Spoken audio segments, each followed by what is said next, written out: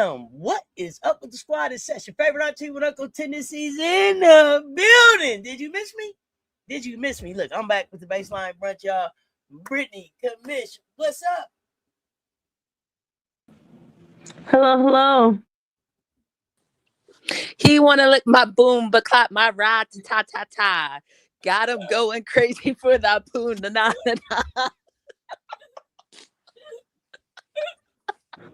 I got what I want. I got that I am no good because my version of, I was like, Commish, what they saying? They got the Unanaka Baka. You know what I'm talking about. Hey, Commish broke that shit down. Hey. You knew what I say for that poon. Na. Let's go. Alfred come from she. Nails there said too. Let's go. Let's go. Happy Saturday. I'm back. Kinda. Listen, y'all. I'm going to tell y'all the truth, just like I told them. Be on alert. The reason y'all haven't seen me is because I am in need of a new keyboard and mouse. Really, my mouse went crazy, but because they're set, I have to get another one. And I am desperately waiting for Amazon to deliver. It's supposed to have been yesterday's. Now it's today. Could be tomorrow. So we just going to make it rock. But we're here right now, so let's go. Let's go. Oh, please feel black. Please feel so black in this moment. Please. I always feel so black in the moment here. Oh, this is the blackest place on YouTube. Please feel comfortable here. Y'all, what is the deal? What is the deal? Let me get here and speak to some of y'all real quick before we get started. Doc, I just told you where I've been at. Fighting for my life. Joe Mama, what's good? Jackie, what's happening? How's everybody doing? Doing well. My favorite weekend show. Jeremy, what's up? Michelle, aka 85 Fly, what's happening? Miracle Rider for you, what's up? Gladys Way, what's up? Francis, what's up? Welcome. So Black, what's happening? Oh, everybody's having a great day. What up, Doc? Nandi, what's happening? AB, Until Us. Charlie, good afternoon. Dr. Ivy Girl, what's up? Michelle Sessions, I'm back. Kinda. We waiting on Amazon too, though. Okay, so sounded all right. What's up? Did you watch the UConn doc? Yes, I did, and we're gonna have a conversation about that, but not right here. We're gonna decide when we want to have that conversation. But we're not gonna have that conversation. That's not production has let me know already. That is not a baseline discussion right now. We may be able to get some parts in, but it was a rousing hell no for baseline. So we will talk that. But not right now. Golden State is failing. What's good? Your birthday was yesterday, so I'm partying all weekend. Kid Ice, enjoy. Let's start with the games from last night. Ladies, your thoughts.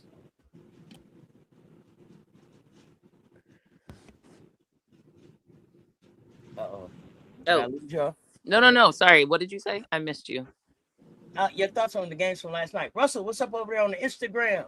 Sorry, I still got that boom shalaka laka song. Hey, if you need to hit it one more time, go ahead. Come in, go ahead. Run it one more time if you need to. I can't do it with the straight face. That's the problem. So I can't. He want to lick my boom, but my ride. Ta.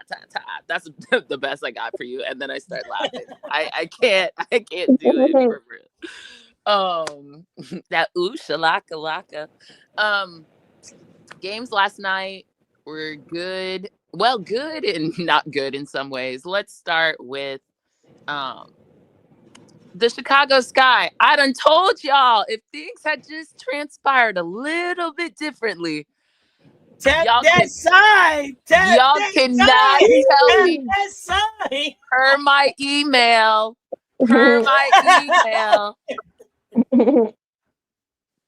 my email, I told y'all about the Chicago Sky. It's just so unfortunate between injuries and then just the amount of games they lost so close. Like, this team is an 8 seed team. It really is. It's just unfortunate the way that the year transpired. Everybody wanted to fire Tyler. Tyler threw up some sets. He knows how to get the ball into Sydney's hands. And how many game winners has she had this year? 3? at least. Mm-hmm. So, seems like he knows what he's doing when he calls the timeout and draws up a play. And even Natalie Nakase told everybody, when they need big shots, they go to Sydney. Everybody and their mom, the best quote unquote defensive team or one of them, everybody and their mom knew that the ball was getting in Sydney's hands, and still they couldn't do anything. So it seems like to me, Tyler knows how to draw up sets. I've been telling y'all, Tyler draws up sets. The issue last season was either the personnel weren't the right people or they didn't execute. And that's part of the problem. There's still things Tyler can work on as a coach. I mean, he's only in his second season as head coach? Just second. Just second. So, I mean, we gonna talk about some other season coaches, and I got smoked for them. But I just feel like I never been more validated. I mean, I would be more validated if the Sky were in the playoffs, but I told people from jump, like, whatever issues y'all got with the front office, y'all got with the front office. But the people who are playing and capable of playing, there is talent there. What's crazy is your call came without even knowing that Sydney Taylor was going to arrive. No, yeah. There, right? Yeah. You know what I mean? Like, that wasn't part of the discussion. Technically. No Natasha Cloud, and we expected more from Miss Westlake, Skylar Diggins. We just did. Well, Well, she about to get something from me here in a second. We were gonna go there, but we going there. We're gonna. This is the. Let me see. What was this? Let me make sure I got this right here. Yeah, this is. Yeah, no safe takes. No. Let's go. I was just gonna finish the game before I get on Skylar. Okay. Yeah. Yeah. Tyler doesn't suck. We're not gonna do that here. We're not gonna do that here. H dog. We not. Tyler doesn't suck. They were the fourth best defense in the league. And if Rakia was in this lineup, y'all scared to death of Chicago. Y'all can miss me with the Tyler. It sucks. You can stop that shit. Now you can have a problem with the front office. You can have a problem with Jeff. You can have a problem with ownership. But you cannot have a problem with Tyler because of the shit that he's done for the last 2 seasons with fucking nothing. This is the same Chicago Sky. And again, I just want we don't do lazy takes over here. Not only lazy takes. Go ahead. The problem I have is we can't actually have a basketball conversation without people dovetailing it into BS. I'm gonna go there because F it. Let's go. Who gonna mess with my ta?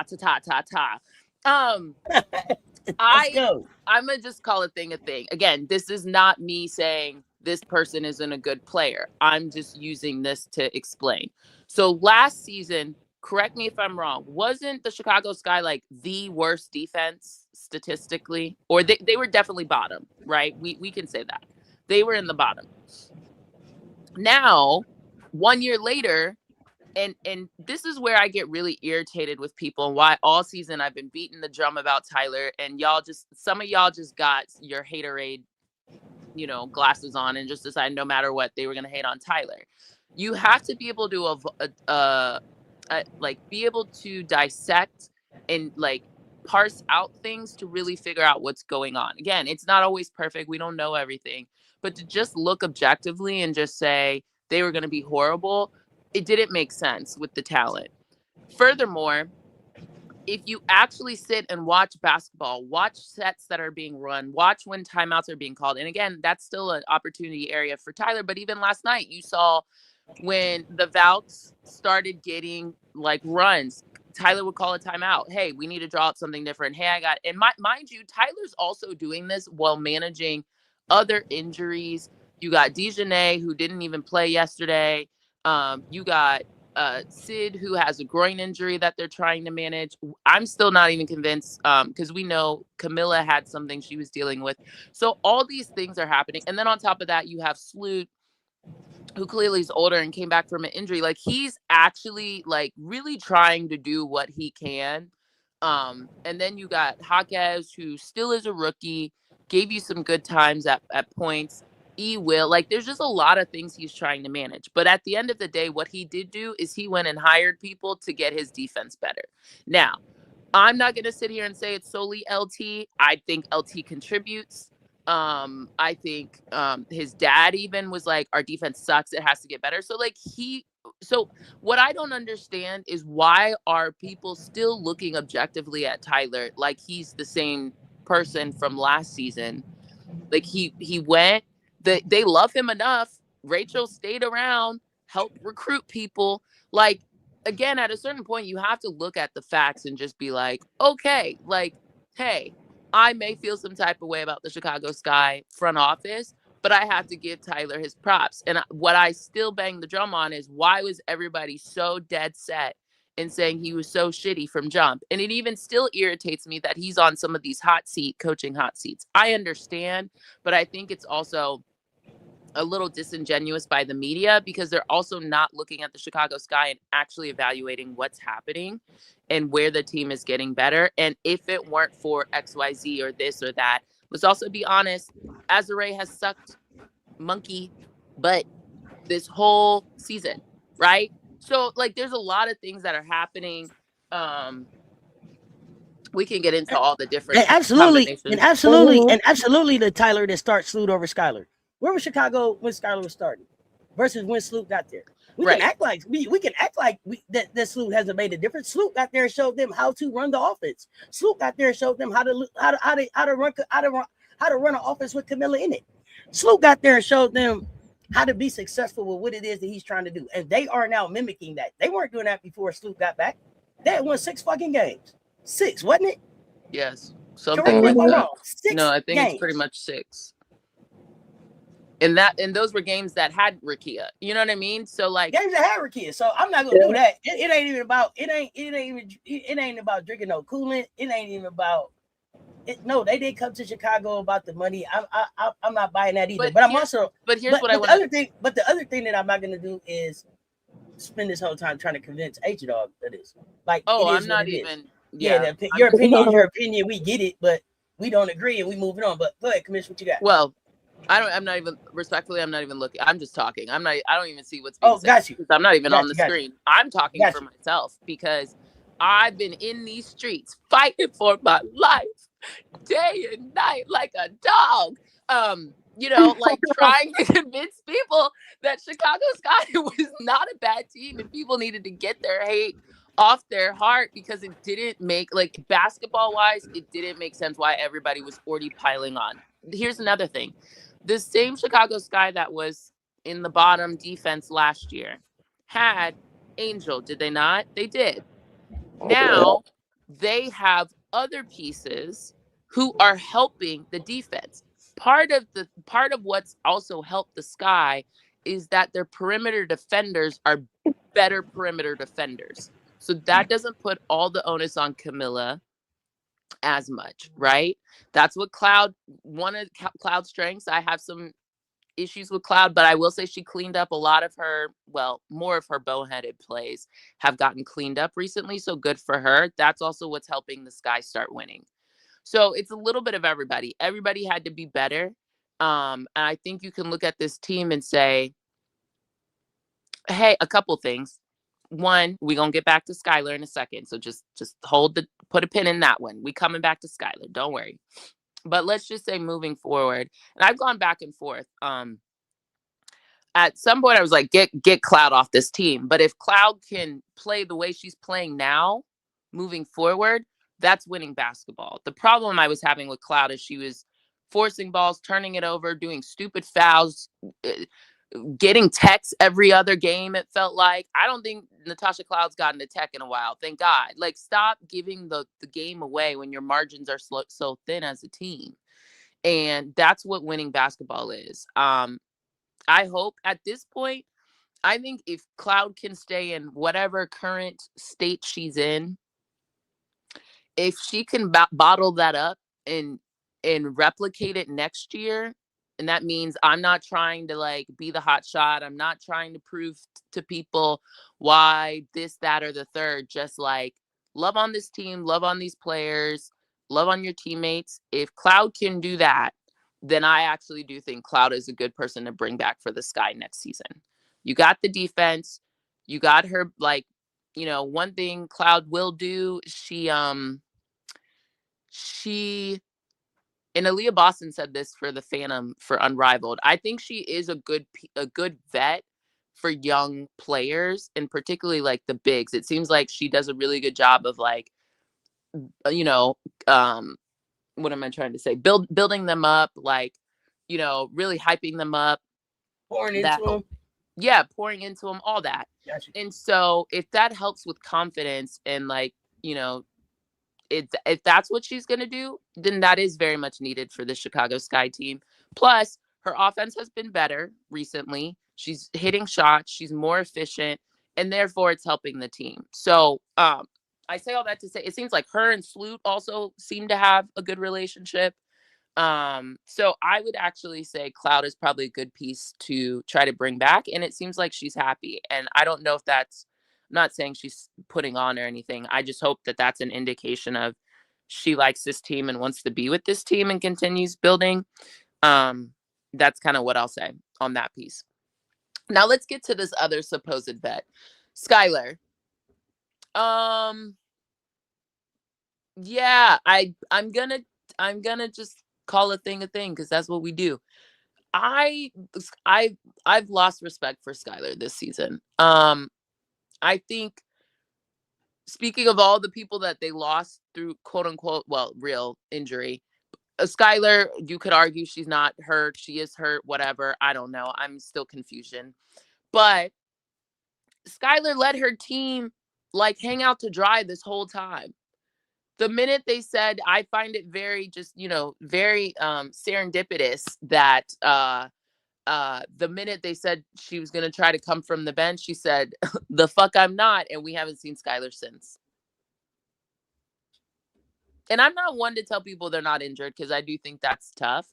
But with the Skylar piece, I'm looking at this like, mamas, come on. Like, what are we doing? You see your team out here fighting. And it seems like the only people that Skylar, maybe this is disrespectful. This might be a tad too far. But from what I can see, it seems like the only people Skylar wants to pour into, build up, hype up are the guards. And primarily Sydney. And I'm not saying don't like Sydney's balling. She's hooping. Dejanay, her little gossip buddy, and Rakia over there on the bench. But it kind of seems like to hell with everybody else. You know what I mean? Like Skylar ain't doing the thing where, you know, it's funny. I was looking at Camilla's IG. Camilla's been reposting anybody who does well for the Sky all season. Dejanay, Cloud, Sydney, literally anybody who has a good game, she'll hype them up. Skylar, ... And for someone who's not on the team, and I will give like Dejanay this, I feel like when Dejanay, when she hadn't played yet, she at least was reposting Chicago Sky things. And you can see her engagement even on like going over, talking to people, talking about defensive schemes, what she's seeing. Skylar, the only person I see her do that with is Sydney and maybe one or two other of the guards. So I'm gonna just call a thing. I've lost respect for Skylar. Wherever she ends up next year, glory be to her. I will not be rooting for her. I'm highly disappointed in Skylar. Look, and let me jump in here real quick and say this real quick. I'm sorry, because I see you saying like Skylar, they like the Skylar. The front office like the Skylar. The Skylar has every right to take that up. Skylar has every right to take that up with the front office. But those are her teammates. Those are the women that she's in the locker room with every day. So you show up for them and you take care of business. That we can deal with that in a minute. You don't quit on them. So I don't even know how Skylar walks back into that locker room if she's not as hurt. And what I believe is Skylar was like, cool, I'm willing to put my life, my body on the line as long as I'm starting. I'm not gonna do it when I'm starting. There's the conversation. The quote was, I've been putting my body on the line. And I'm not gonna do that coming off the bench. That's fine. But these women have continued to build a chemistry and a fight that I'm enjoying and I want to continue to see going. So if you don't want to be a part of it, move on. But whether they like you or not, you're still supposed, at some point, especially as a vet in this league, for as long as she's been here, she's supposed to show up different and show something different. I'm sorry, Brittany, I didn't mean to cut you off. Go ahead. Oh, no, you're good. Because I was going to say, I don't know, I think we got to call a spade. If this was anybody else, the quitter allegations would be running. You quit. Yeah, that's what she's straight. She's straight. Quit on them. And for people to say, oh, well, they lied to her. Man, get out of here. You're a play. didn't justify you starting. You had almost half the season before, almost half, to get this team going, to justify you starting. Nobody cares what the front office told you, because at the end of the day, the front office can tell you whatever the hell they want to tell you, but that front office ain't the one coaching. And I think for the people that be on Tyler, said Tyler need to be fired, Tyler need to be fired. No, I think Tyler has handled this situation with Skylar very well, very professional, because we got to remember, this is also the same team that is not above leaks of what of conversations that were had in the locker room. So for him to handle this situation with Skylar and to keep the mess down and actually for whatever is going on with Skylar, to let that be in the background, he's done a great job, because there's plenty of other coaches where, hey, that whatever was going on with Skylar would have been, hey, all plastered all over the media. Skylar Diggins isn't playing, and and so on and so forth. It would have been is this a distraction? He could have allowed this to be a distraction. Exactly. Blow up into a distraction. She's sitting over here quietly on the bench in protest, and Erica's continuing to win. Okay. Period. Exactly. He's done a good job to keep those distraction comments. No, ain't nobody asking about that. And I think when it comes to Skylar, I don't think Skylar can walk back in that locker room next year. No, that's fine. You can reserve you can reserve judgment on Skylar. That's fine. They benched her for Sloop. Of course, she's gonna feel some kind of way. No, but the point is, like Brittany said, was she running the team? Were they successful when she was running the team? Skylar has to look at Skylar about that. Her and Natasha Cloud didn't get that shit together in time before Sloop got back, and they had plenty of time before Clipboard Slooty came back. But I told y'all Clipboard Slooty was coming. And then the thing, I call bullshit on all of y'all to keep trying to make this about Sloop, because here's the thing that Skylar fucking knew when she got there. Regardless of what the fuck they told her, she knew Sloop was there. Who the fuck she didn't know was there was Natasha Cloud, and that's who I think she had more to issue with. This ain't got shit to do with Sloop. Slooty was coming regardless. She didn't know that Natasha was coming until Natasha popped up. The shit was working until Rakia went down. When Rakia went down, they started doing some old your turn, my turn, I'm gonna dominate the ball, you dominate the ball type shit, and went away from what was working in the beginning. They also stopped playing defense. So y'all can miss me with the she's mad about Sloop. I ain't buying that shit. I'm sorry, Brittany. I apologize. Oh no, because that's right, Auntie. And that ain't got nothing to do with Sloop. She knew Sloop was there. And at the end of the day, nothing about Skylar's play justified Skylar starting. At the end of the day, what that front office told you is whatever they're gonna tell you. Skylar is a vet in this league. Skylar knows how it goes. And the thing about it is, she probably didn't expect Tyler to pull a veteran coaching move, because that's what it was. To say, hey, it ain't working, gotta change it. Because some vet coaches, they say, hey, this is a vet in this league, I'm gonna force it, we gonna figure it out, she gonna start. And I love Skylar. Literally, like, love Skylar, but I love Miss Westlake. But I'm gonna tell the truth and shame the devil. She wasn't taking care of business. And y'all can say that Slooty was a shell of herself, but that shell of herself showed up in there like Sophia came home and got them back on fucking track. I know that. Look how they look right now compared to when Skylar and Natasha was trying to figure it out. I ain't gonna do it. I'm not gonna do that. Now we gonna tell the truth. It's like you had one job. This ain't got shit to do with Sloop. Sloop went someplace and got healthy and came back ready to play. Now, can she give you the minutes that she used to give you? No. But the minutes that she gives you, she's not costing you the game any more than anybody else that's out there. Literally. It's like you had one job. One job. You needed to get this team off to a decent start. And you could not do that. So because you could not do that, hey, she got tapped on the shoulder, said, hey, come to the bench. And then the worst part about it is she didn't give it time to actually see and develop and mature of what what Tyler wanted her role to be from the bench. She didn't give it any time. She didn't say, okay, cool, I might gotta play off the bench for a couple games, and then hey, maybe if we get something going from the bench, maybe I might like it. Because maybe I just need to be that spark. But she never gave it a shot. She didn't buy in because she gave up on her team. The end. Exactly. But for everybody that's like Skylar's gonna be somewhere else better next year. How many years did Skylar sign with Chicago? 2. So 1 more year. Where is she going next year? She just ain't gonna up and go unless they trade her somewhere, right? And also tell me, I've been waiting. Let me jump back in. Go ahead. Go ahead. Mm-hmm. 2 things. When did Skylar win a championship? What year? Look around, everybody on mute. Okay. So there's that. And I'm pretty sure she didn't win in college either, correct?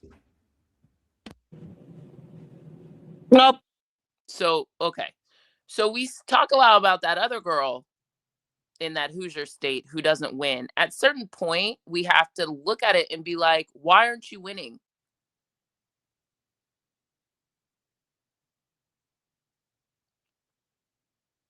You know? Let's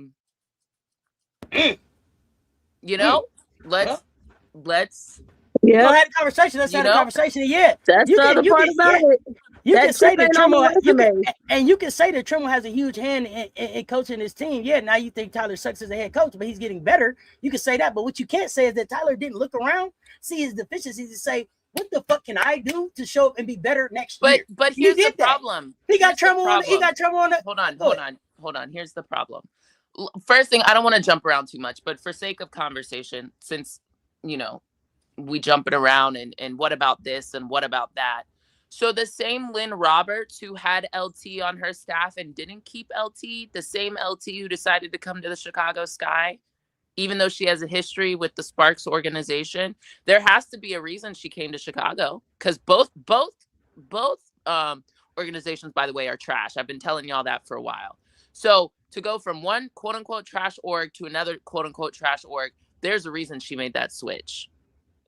Secondly, we can't get mad at head coaches for assessing where their deficiencies are and filling the need. Like it's like people want to have it every way. They want to keep a thumb down on someone and say they forever suck, but then they make moves to try to be less sucky, and you're still mad at them for making the moves because they sucked 2 years ago. Like, that doesn't make sense. Either you have to give them credit for making the moves and seeing the deficiencies. Like I said, they were bottom, whatever. I'm pretty sure they were worse, but I can say definitively they were a bottom 5 defensive team last year. They were at the bottom. Now, depending on, when you want to count it, they're top 5 in some respects. So they literally in 1 year made the transition. You have to give credit to, if you don't want to give it to Jeff, you at least have to give it to the head coach, who makes decisions about, between the two of them, they're making roster decisions. Like, you can't have it both ways. That's so disingenuous and it's illogical. So I'm not doing that anymore. First thing. Second thing, the other part about Skylar too is, like, again, back to what we've all said, at a certain point, Skylar has to look in the mirror and be like, why am I not having success? And what do I need to do differently? You were brought in to be a vet.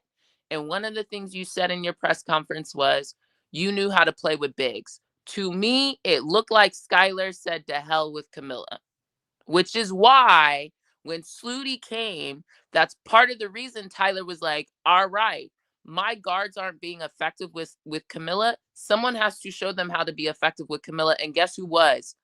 Slut. These are facts. These are not feelings. These are facts.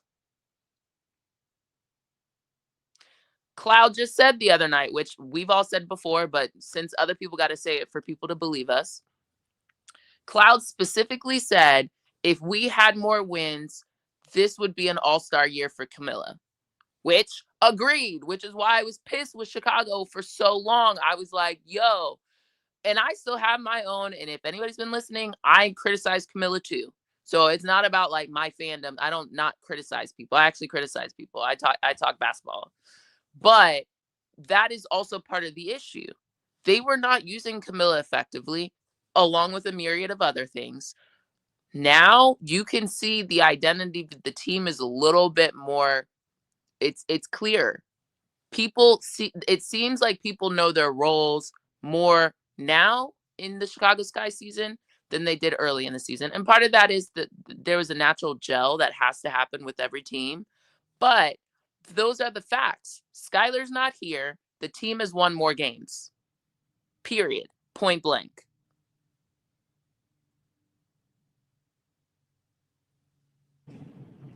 And here's the other part about it. That's gonna suck for Skylar. She is at the mercy of the Chicago Sky. The Chicago Sky does not have to do you any favors. The Chicago Sky do not have to ask you where do you want to go. Especially with the way in which the season is going for them. When it comes to next season decisions are not based on, okay, what's best for you. No. We got something going right now. So we have a direction and we're going to follow that. So no, I'm not just going to cut you. So I know some people like, oh, just cut her. They might as well just cut her. No, ain't nobody taking that cap hit. They did the right thing. Like, okay, cool. You couldn't get anyone that you wanted during the trade before the trade deadline. All right, you keep her going to the summer and see what you can get. But Skylar ain't just gonna get to pick wherever she want to go. Also, that was the other piece I wanted to say. Skylar, two things. One, H-Dog, if you're going to make statements, make sure you're accurate. Sloot was not carried to a championship with Chicago. She was one of the leading scorers, and she was an all-star that year too. So like it's not just carried. You don't just get carried as a 6th seed. Like she was part of that team along with her wife, along with Ka, along with CP3. So go get your facts correct. We don't just type just feelings here. That's not factually true. I watched that championship run. That is not what happened with Sloot in Chicago. Now, New York, yeah, there were other skilled people there too, but the same New York that's now hovering around a 7 seed, a 6 seed, there's clearly issues in New York too. So we can talk about that. Back to Skylar. Everybody says, where's Skylar starting? That's my first. What contending team is Skylar starting on? None.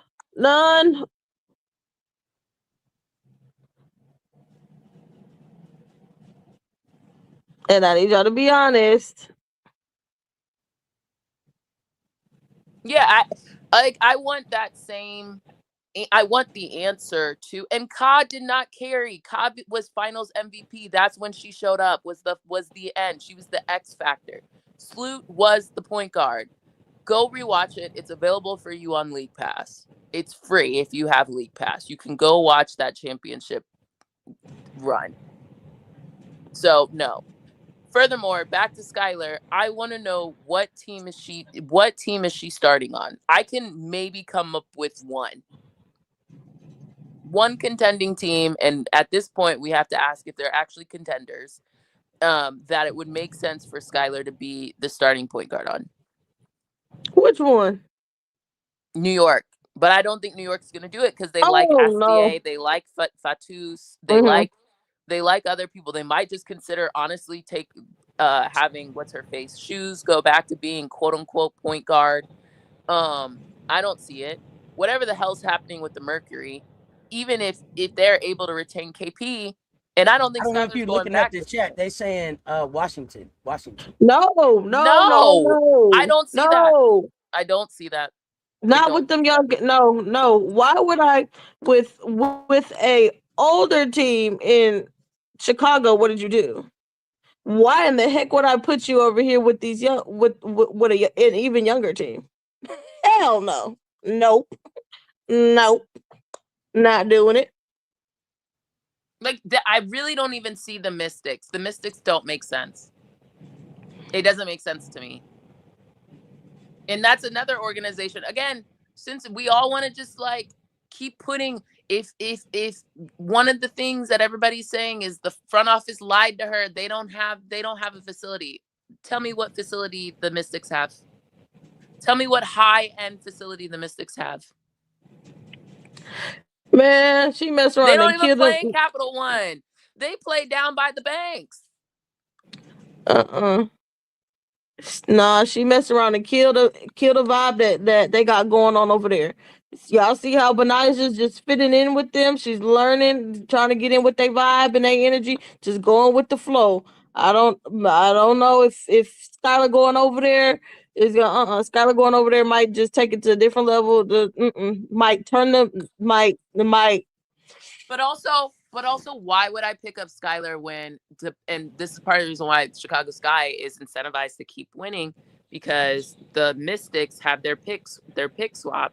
So in theory, the Mystics are gonna get at worst a top 7 pick.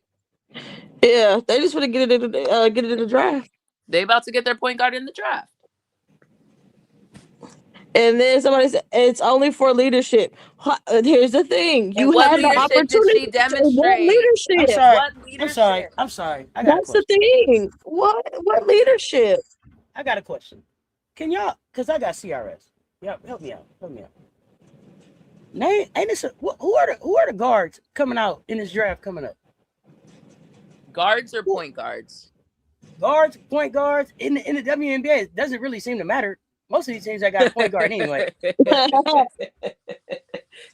That's true. You said it don't matter. Clearly, it don't matter. Yeah, it doesn't matter. But Hannah Hidalgo, JuJu. If you put Madison Booker as a guard or a wing, TBD. Okay. But there's that or forward. Okay. Yeah. So and it's no expensive teams, right? Tessa, come on, it's no expensive teams coming. What's her name from Kansas? Kansas is coming. Virginia is coming. Come on, let's talk about it. Yeah. What's your young lady name from Kansas? Give it 2.5 seconds. Samaya? Yes, Samaya Nichols. Samaya Lay coming. Talk about it. And that's not even the international stash and draft that they be doing. Come on, let's talk about it. Like, so when y'all, and there's no expansion. There's no 15 more spots coming. So those players that we're naming are coming to take somebody's job. And if you ain't doing the job this year, you may not have a job next year. Period.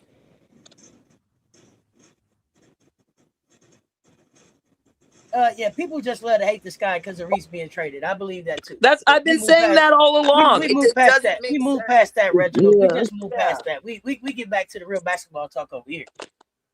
That's why I've been saying it's been illogical from jump. Like, they just want to hate. Then it's the same Angel stands or fans that are like, Angel should play point forward more. Well, when's the last time we saw her do that? Under Tyler at the Sky. But like, then you don't want to give Tyler credit. It's just weird. That's all I'm calling out, is just the hypocrisy of it all. And furthermore, like, I do think at this point there's enough to, and everybody can have their opinion. I'm telling you, I lost respect for Skylar, and it, to me, whatever the front office did or didn't say to her, it's not the first time that a front office has told a player something and it turned out to be something else. At the end of the day, y'all were losing. Changes had to be made. Period. Point blank. Get out your feelings, Sky. Like, you are sitting there cross-legged on the bench, kikiing. The last game I saw her pull out her phone was showing Rakia something while a play was happening. You're not even really being professional. You're quiet quitting. What's that term? Quiet quitting. She quiet quit on the job. That's what it is. Mm-hmm. And you a vet. With a fuss. That's it. You a vet, bro. You a vet. That's gross. And that's the thing. Like, to put her on, say, oh yeah, she should go to a young team. Why? What leadership have you shown? This was an opportunity for you to show leadership. And what did you do? You quit on them. And the other part about it, with the trade, okay, Chicago can want to trade Skylar all they want. Somebody has to want Skylar and want that contract. So it's a different conversation if she would have like, hey, okay, cool. Can you play? If you can play, okay, let's stick it out. Let's see let's see what your role can be off the bench. And hey, we never know. But because they didn't play through it, hey, or because she didn't let it play out, she probably could have ended back up in the starting lineup. You never know. Remind me, y'all, is Happen? Cloud known as like what's the temperature of Cloud? What is she known for? Like, if you had to describe Cloud as a player, like, what would you say about her? Or a person, either one.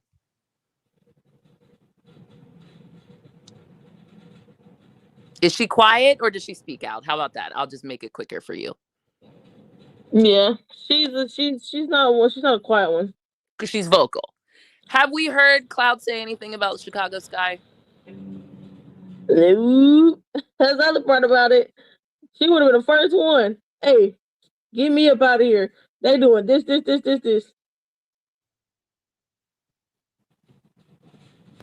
Shonda Del Rey knows. She said running off at the mouth. Thank you. Yeah. She's known to talk. I haven't heard her talk.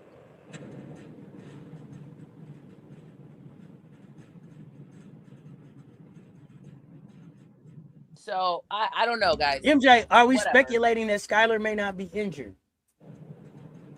What are you asking? MJ must have just got here. I'm not speculating. She said what she said.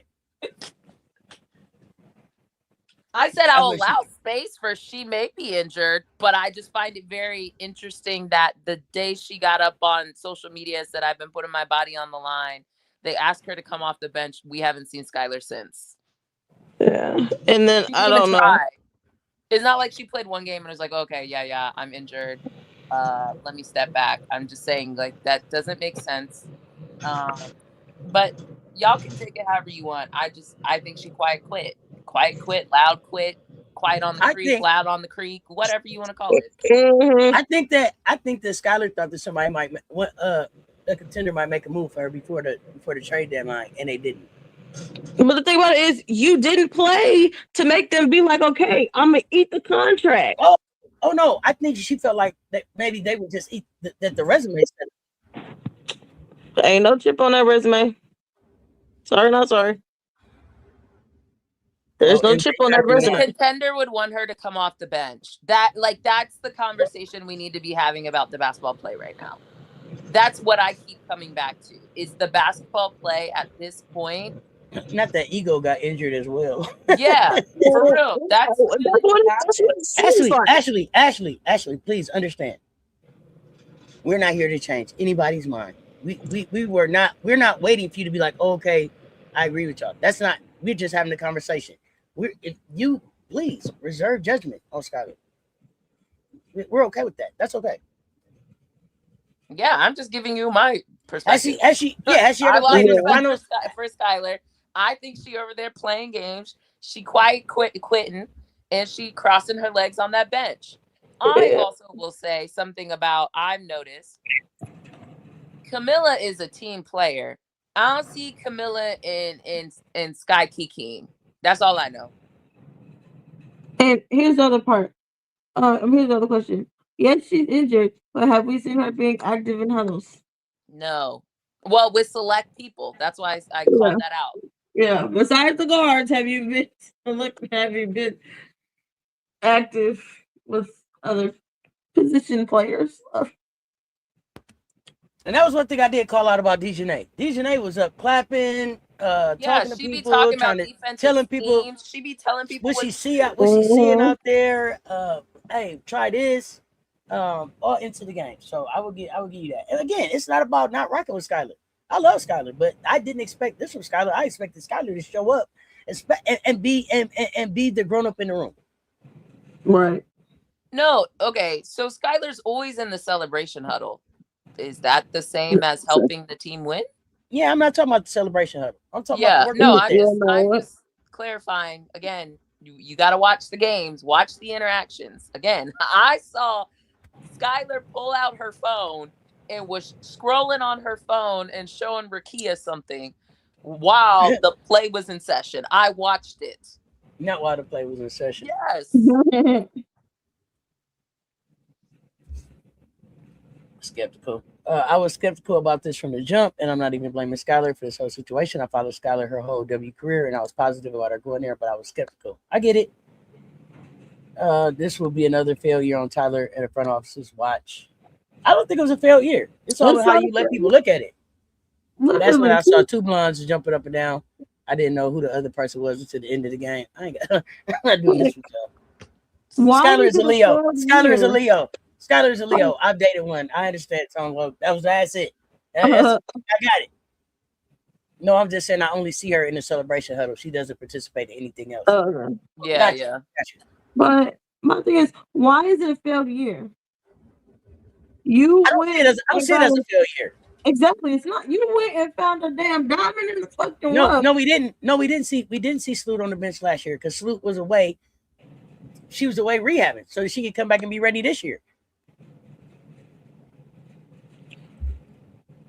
I actually would prefer Skylar to take her ass to the back or to the box. Bro, just go. What up, Ashley?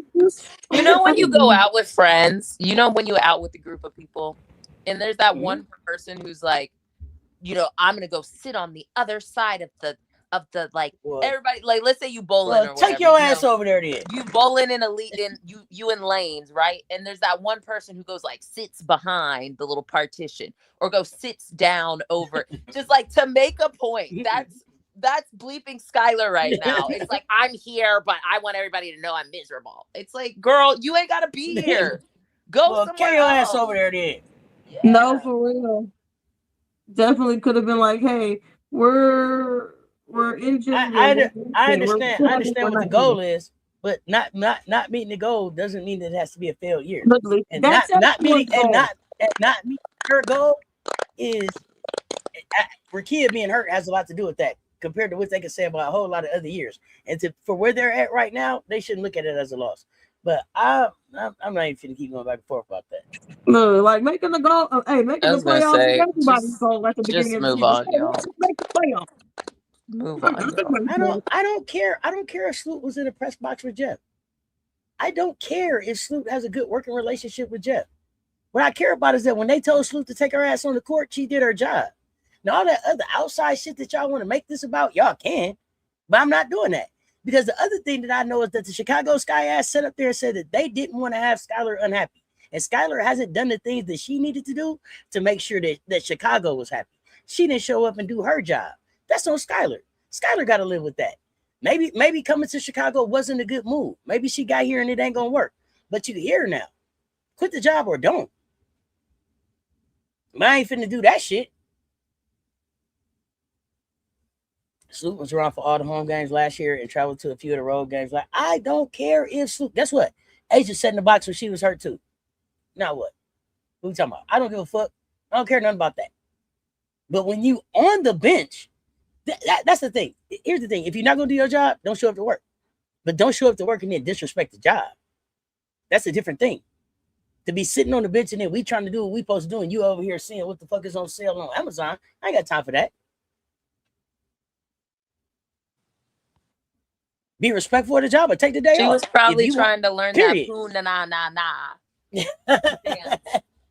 Right, ta-ta-ta-ta. Let's go. Ta-ta-ta. Let's go. I'm not going to lie, Skylar got me busy. Na na na. I got the not the poo na na na na. What is it? I'm gonna get it right. Because at first I started off with kappa napa. No. Let's go. You want to lick my boomba, clap my rod, ta-ta-ta. That's the first one. We'll be present when in the bench period. Absolutely. Mm-hmm. I'm not used to taking back seats. But here's the thing: if you're gonna be, but I don't know a lion to get to the front of the line that don't roar. Fuck you get up there being quiet for? I'm a mean old lion, but you need some courage. I ain't got time for that shit. Come on, show up and do your job or don't. Take the day off, Skylar. I hear y'all Leo season. Let's go. What else we got? Wait, are we finished with oh, I'm not finished with the other side. Okay, well, this took us longer. What else we got? What else we got for this topic? Yeah, no, where else we going? I ain't got nothing else. Okay. Natalie Nakase. Uh-oh. Uh-oh. Uh-oh. Uh-oh. Y'all are silly.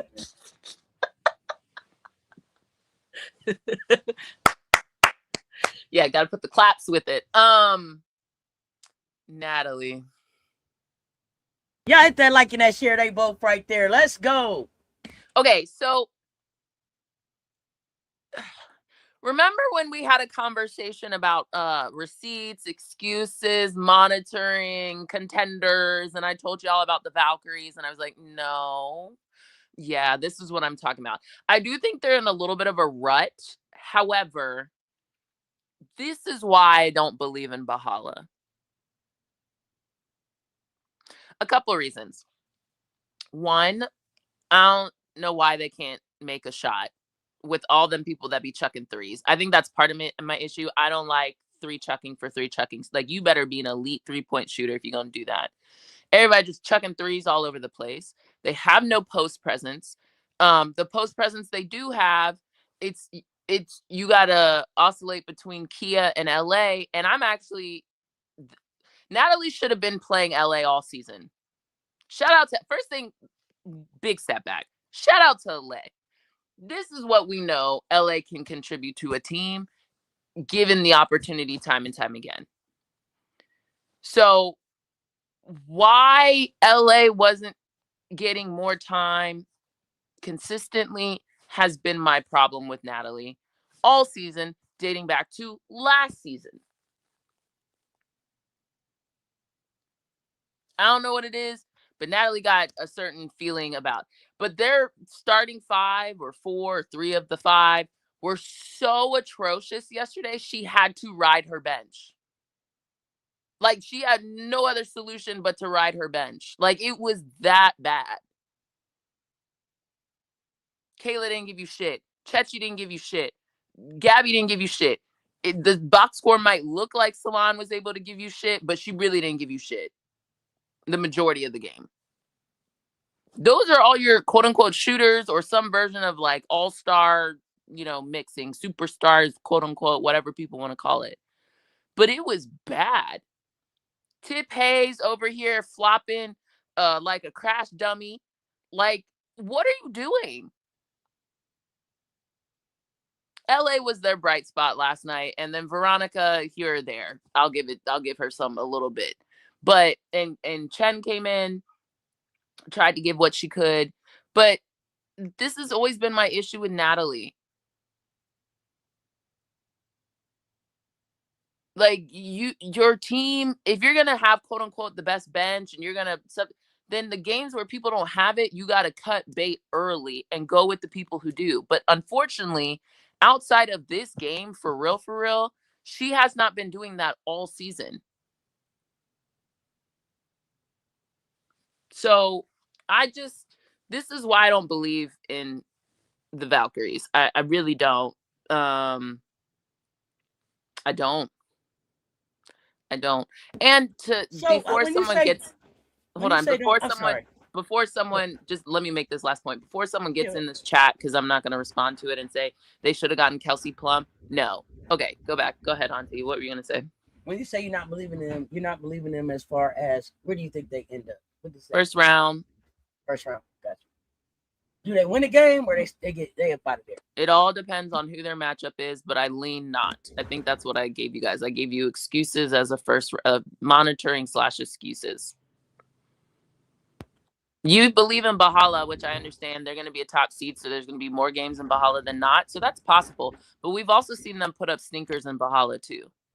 Bahala's losing this magic a little bit, it seemed like. So this is why I'm asking. So no, the team itself is just. I think I will say that their death row stretch that happened when they did like Lynx, Dream, Storm. It was like earlier in the season.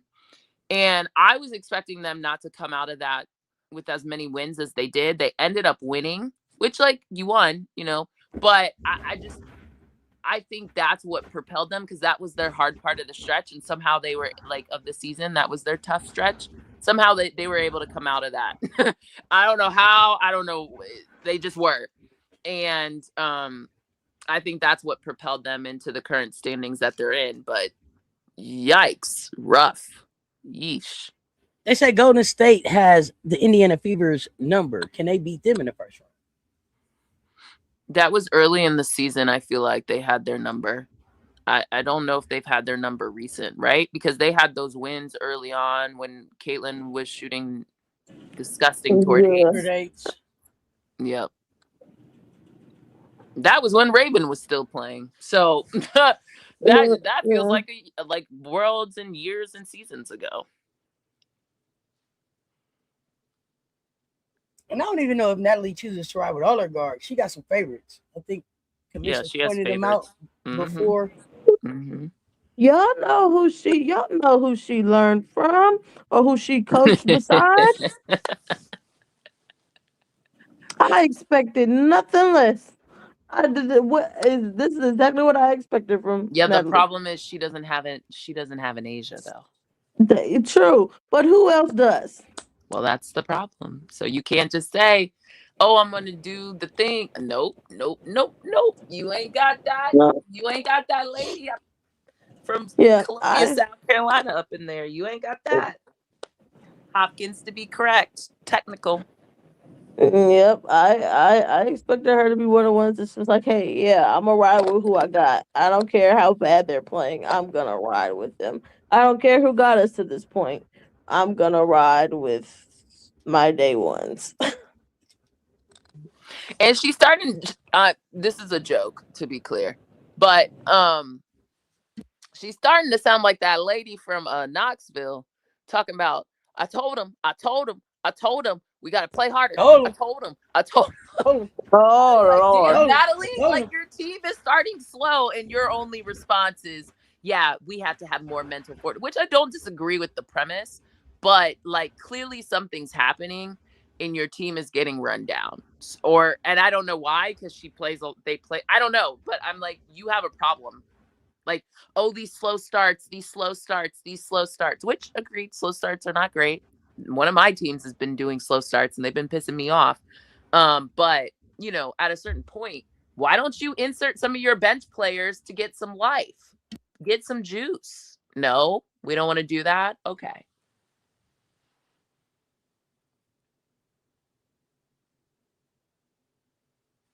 That's all I have on the Valkyries. I think I still don't believe in them. Shout out to LA.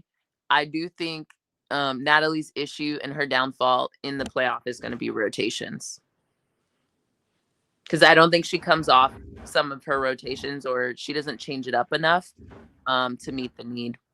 And if you're going to have, quote unquote, the best bench in the league by, you know, production standards, well, then you should probably use that to your advantage. And that's the strength of your team. So you should go to them sooner, or you should insert them sooner. You know, just a thought. And they can't defend the post worth-ish. Anybody they match up with, I think that was the other thing I called out. I said, well, the problem is in the playoffs, all them people that they're probably going to see gap posts that are going to cause massive issues for them. I would start, I think you're saying Salon in the playoffs. What up, Lisa Pugh? Hey, I gotta take this time, ladies. Michelle Sessions sent a cash app for everybody to get a drink. So I will make sure y'all get that. Thank you, Michelle Sessions. Thanks, Mama. Thank you.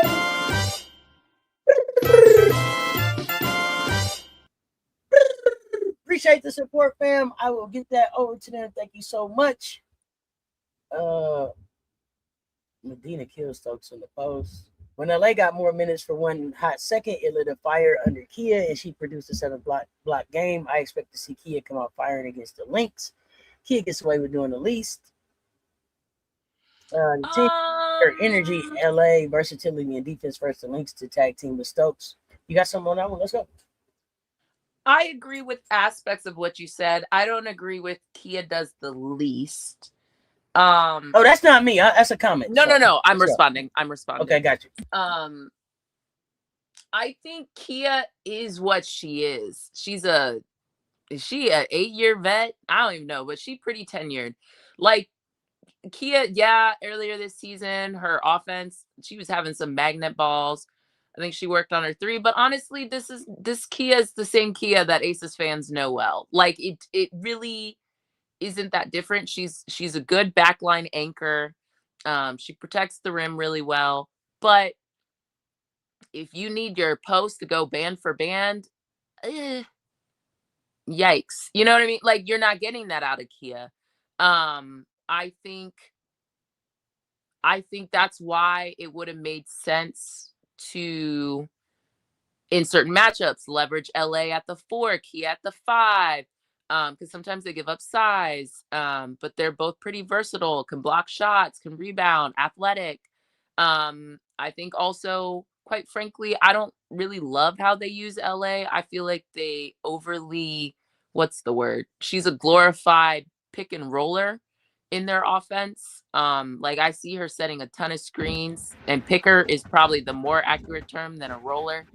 I just feel like it's very like, but she don't necessarily roll. She don't necessarily roll. Necessarily roll. I got you. I like it. Yeah, so, but I don't think you can't really, I can't put the Valkyrie struggles on Kia. Like that feels, you know what I mean? Not at all. I just want to make sure I'm clear. Like Kia is what she is in this league. And if anybody should have known that, it's the person who saw her many years in Vegas, right? So like she knows what Kia's capabilities are. And I'm not, trying to put a lid on anyone so they can't. You can always grow your game, but realistically, you can expect her to only do so much. Kia's not Azurá Stevens from a offensive pick and pop, shooting threes all over the place type. That's not her game. And so, you have to put expectations on people appropriately. That is what I'll say to that. Got a super chat, ladies. Thank you for the super chat, Ashley. Let me play the music first before I read it.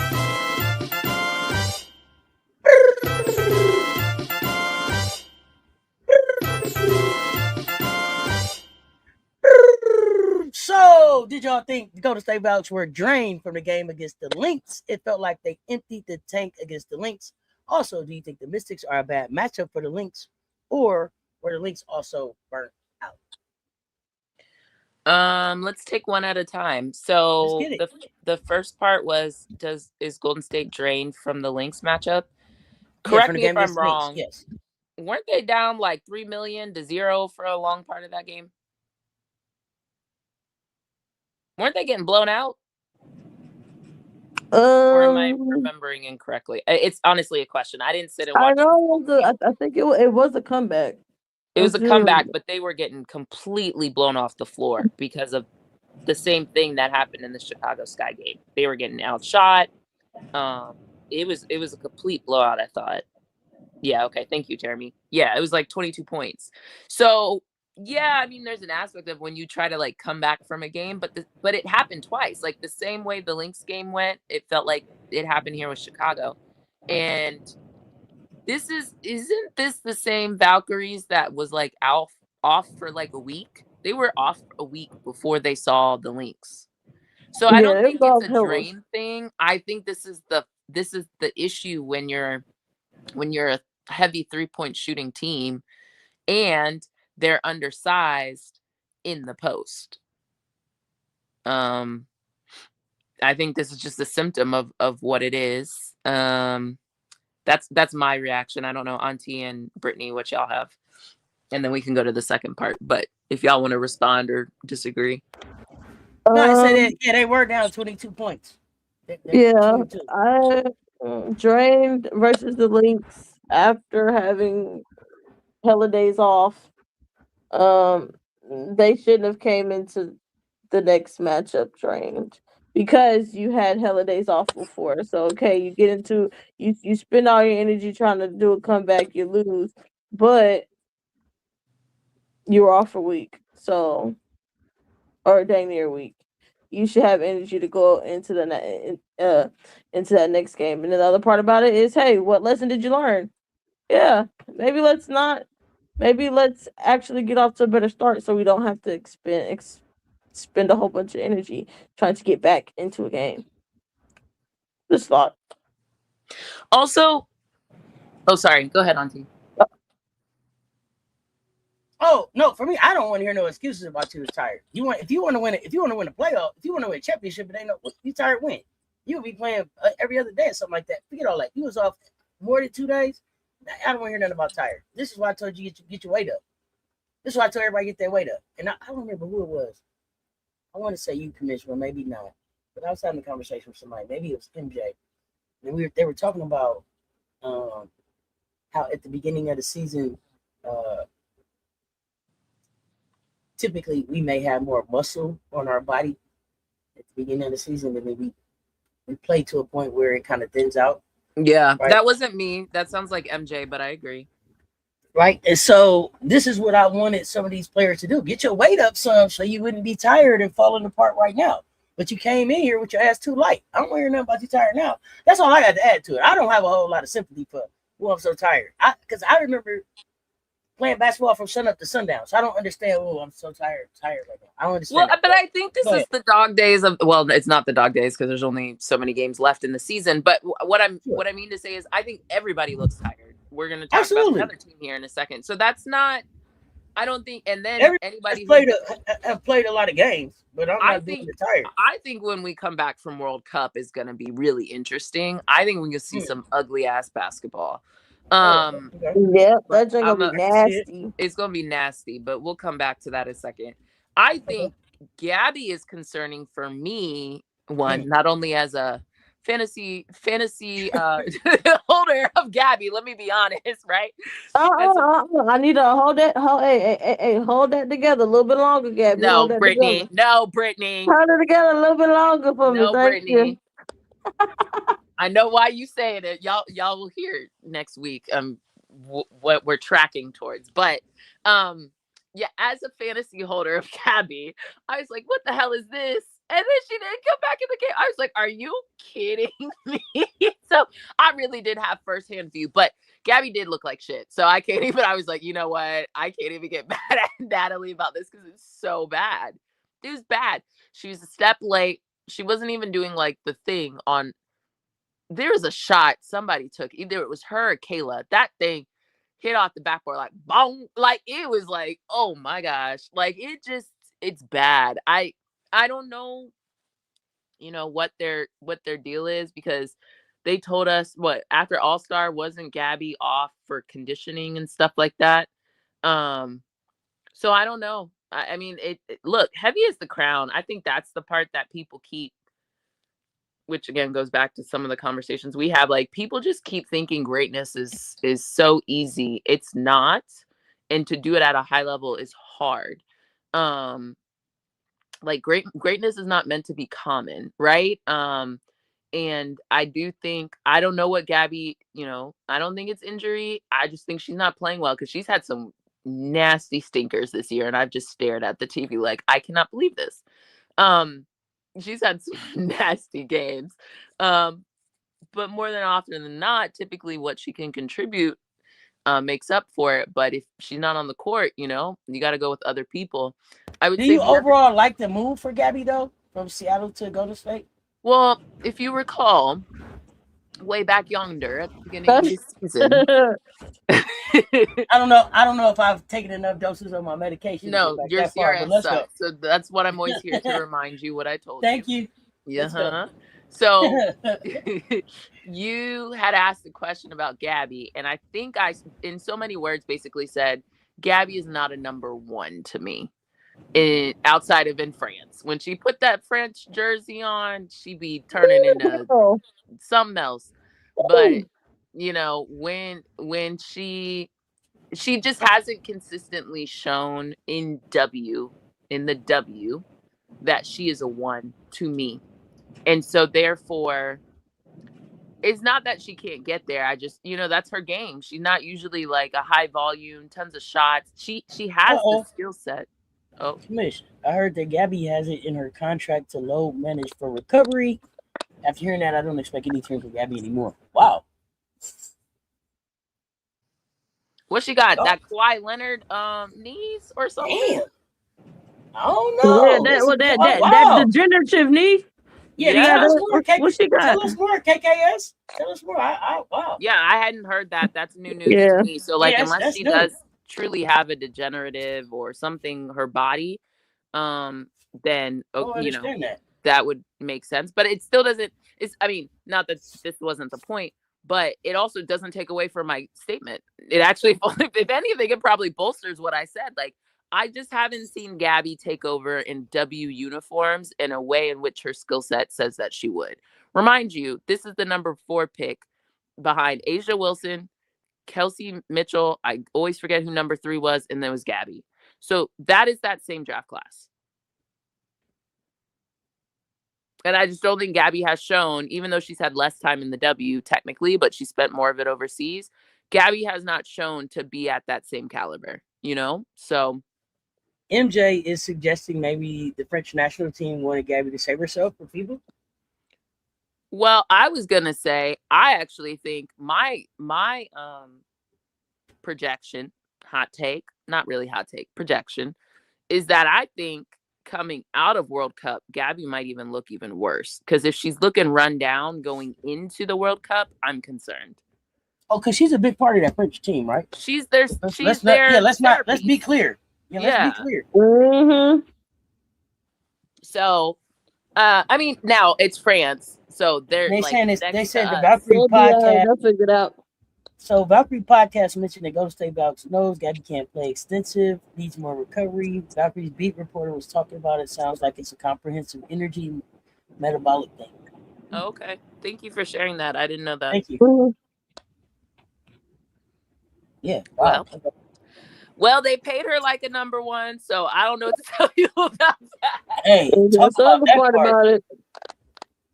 That's a number 1 contract, but I think okay. Let me ask you this: do you feel like Kayla Thornton is starting to get a little bit healthier and starting to come on a little bit more at this part of the season than she was earlier in the season? Well, I think she was hurt, right? Yeah, that's what I'm saying. Like coming on, getting healthy. This is what I'm asking. And then will they be able to get something from that if she is? I don't think so. I just think not. I mean, anything you get is gravy, but I just think it's been inconsistent. Even Kayla didn't look good yesterday, so I don't know. Brittany, what do you think? I don't think she's necessarily looked good. But I think this is kind of what talent or good as in health? Good as in health. Okay. This season for her went as I expected it to be. I thought it was going to be a struggle just first year coming back from that injury. So I was like, I hope it's not high. Year 2 is what I expect. Okay, cool. For her to kind of go back into what into form, into what she was building her first year with them. Because homegirl was an all-star. That first year.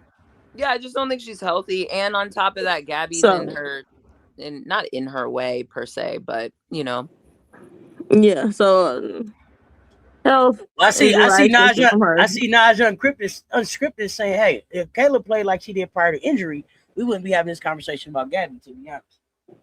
True, but this is Kayla Thornton.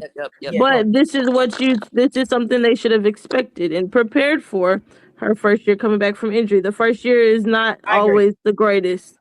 It's that second year where they start, they're feeling better. Like, okay, cool. And they're kind of rounding back into form previously. So it's not surprising for them. It's her second year. When it comes to second year post injury, that's when you're looking to see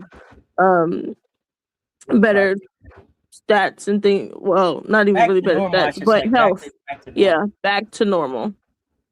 Which, because she was an all-star, she was looking. We was over there. That first year with the Valks, it was like, oh, wait a second, New York. She was just sitting over there with y'all. What the hell was y'all doing? So they'll be all right. And then that's the other part. That's you also brought in Gabby. So you brought in Gabby. You would have hoped that also would have kind of helped with the woes that you should have expected from Kayla first year post injury. Look, first thing, Gabby needs a dose of Marine. Maybe that will help her. So we'll see. Yeah, send Marine over there. Send her over there. Go get your girl. You need some. I don't know. Anyway, it's the distance. The distance is a killer. Maybe sure. Killer. You need something. You need a little shot in the arm. And then I still think though the fact that Gabby or not, there's still holes within the Valkyries is going to be the challenge. So we'll see kind of if they're able to bounce back, whatever, this, that, the third. I still think they have a lot of holes. I just think they have a lot of holes. I do.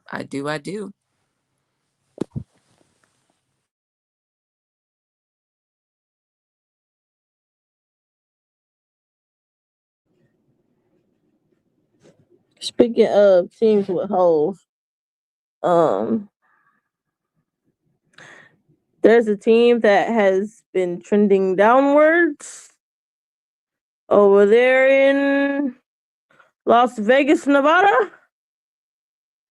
They're ticking me off. And I don't care about them being Connecticut. That's not what I'm talking about. Are we finished with the Valks? Yeah, you already transitioned us. All right. Done. All right. That team over there in Las Vegas, Nevada, after I literally sat there last baseline and said, all right, on the receipts, I said receipts for them, first round. Do you recall what I said?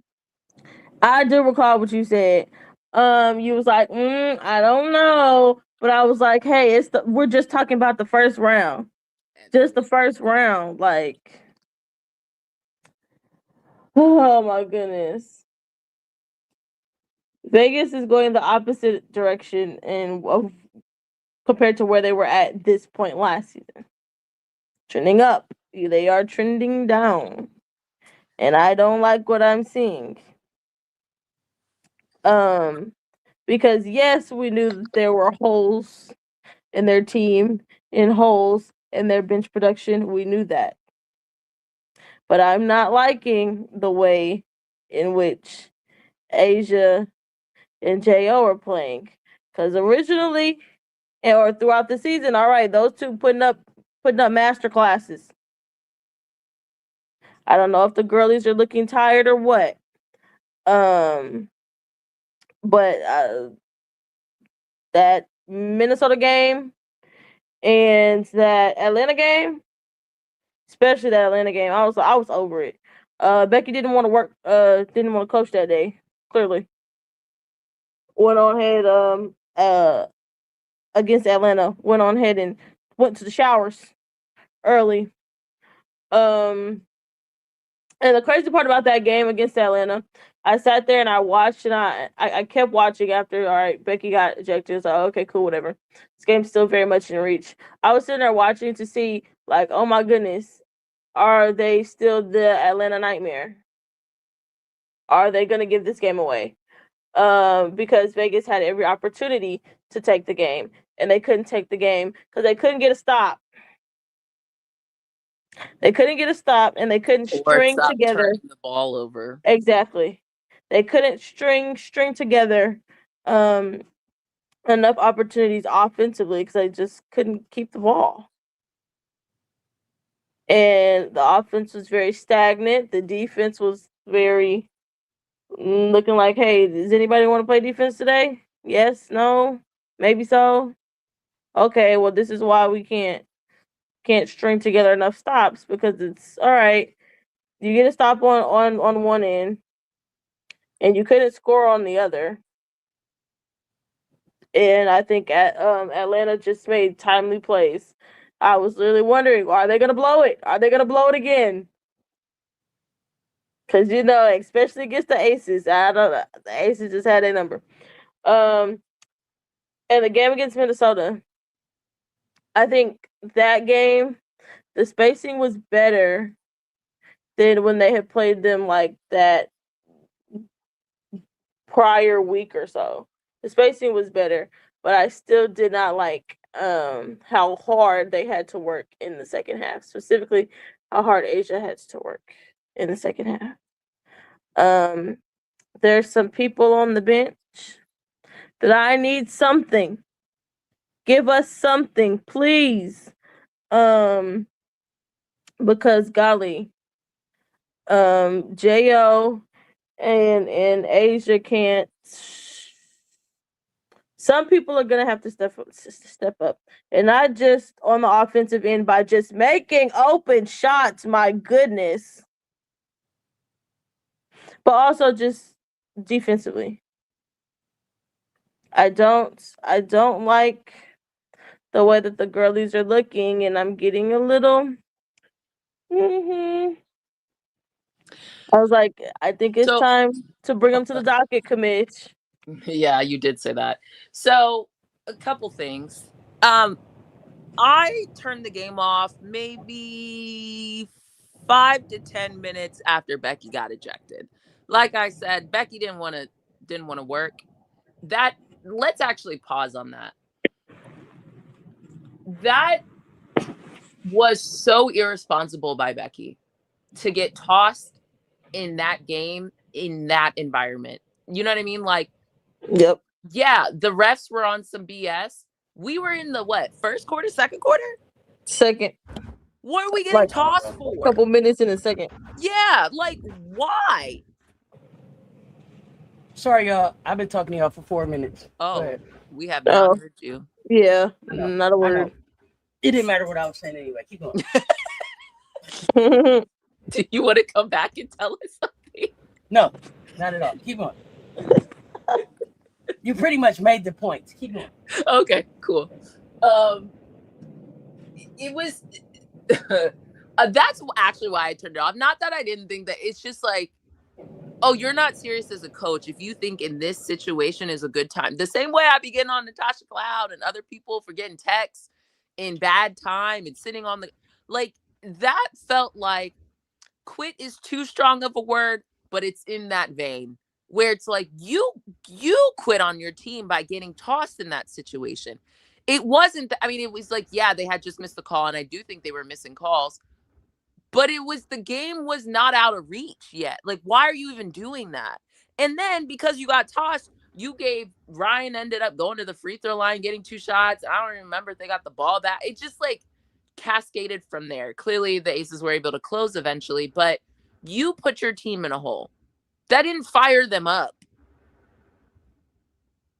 So the whole coaching tactics of let me do these things to fire my team. No.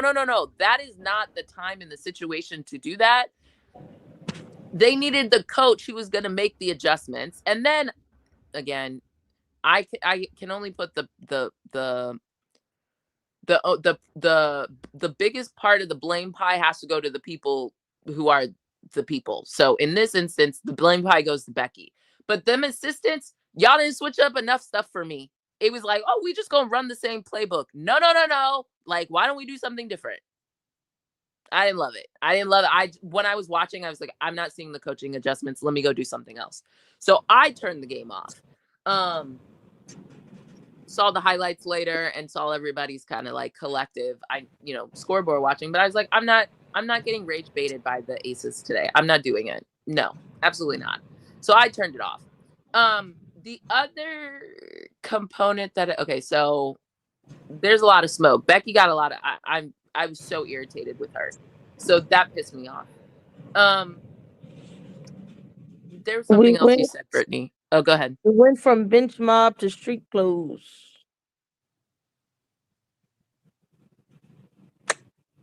That's the other part. I need the bench to give something. And they're not. They need to give something. I'm not expecting bench players to score 30. I'm not, because the stars have to be the stars consistently. That's what you get paid for. You get the minutes. So I'm not expecting other people to, like, it would be nice. That would make you a more well-rounded team. However, I can't put blame. Now, if Asia goes for like 45 and we losing, yeah, now it's like, okay, nobody else could show up. But not Becky, the other one, Becky's fave, Jackie, was atrocious to start that game. Yeah, her final stat line might look good. And she started coming on when Asia didn't as much the second half. But and I still, that defense, I've been oh, if I got paid $1 for every time I told y'all about this defense, and the perimeter defense is shit. I've been calling it out from the beginning, and we did not solve the perimeter defense. I still look at Jackie, because you're supposed to be a two-way player.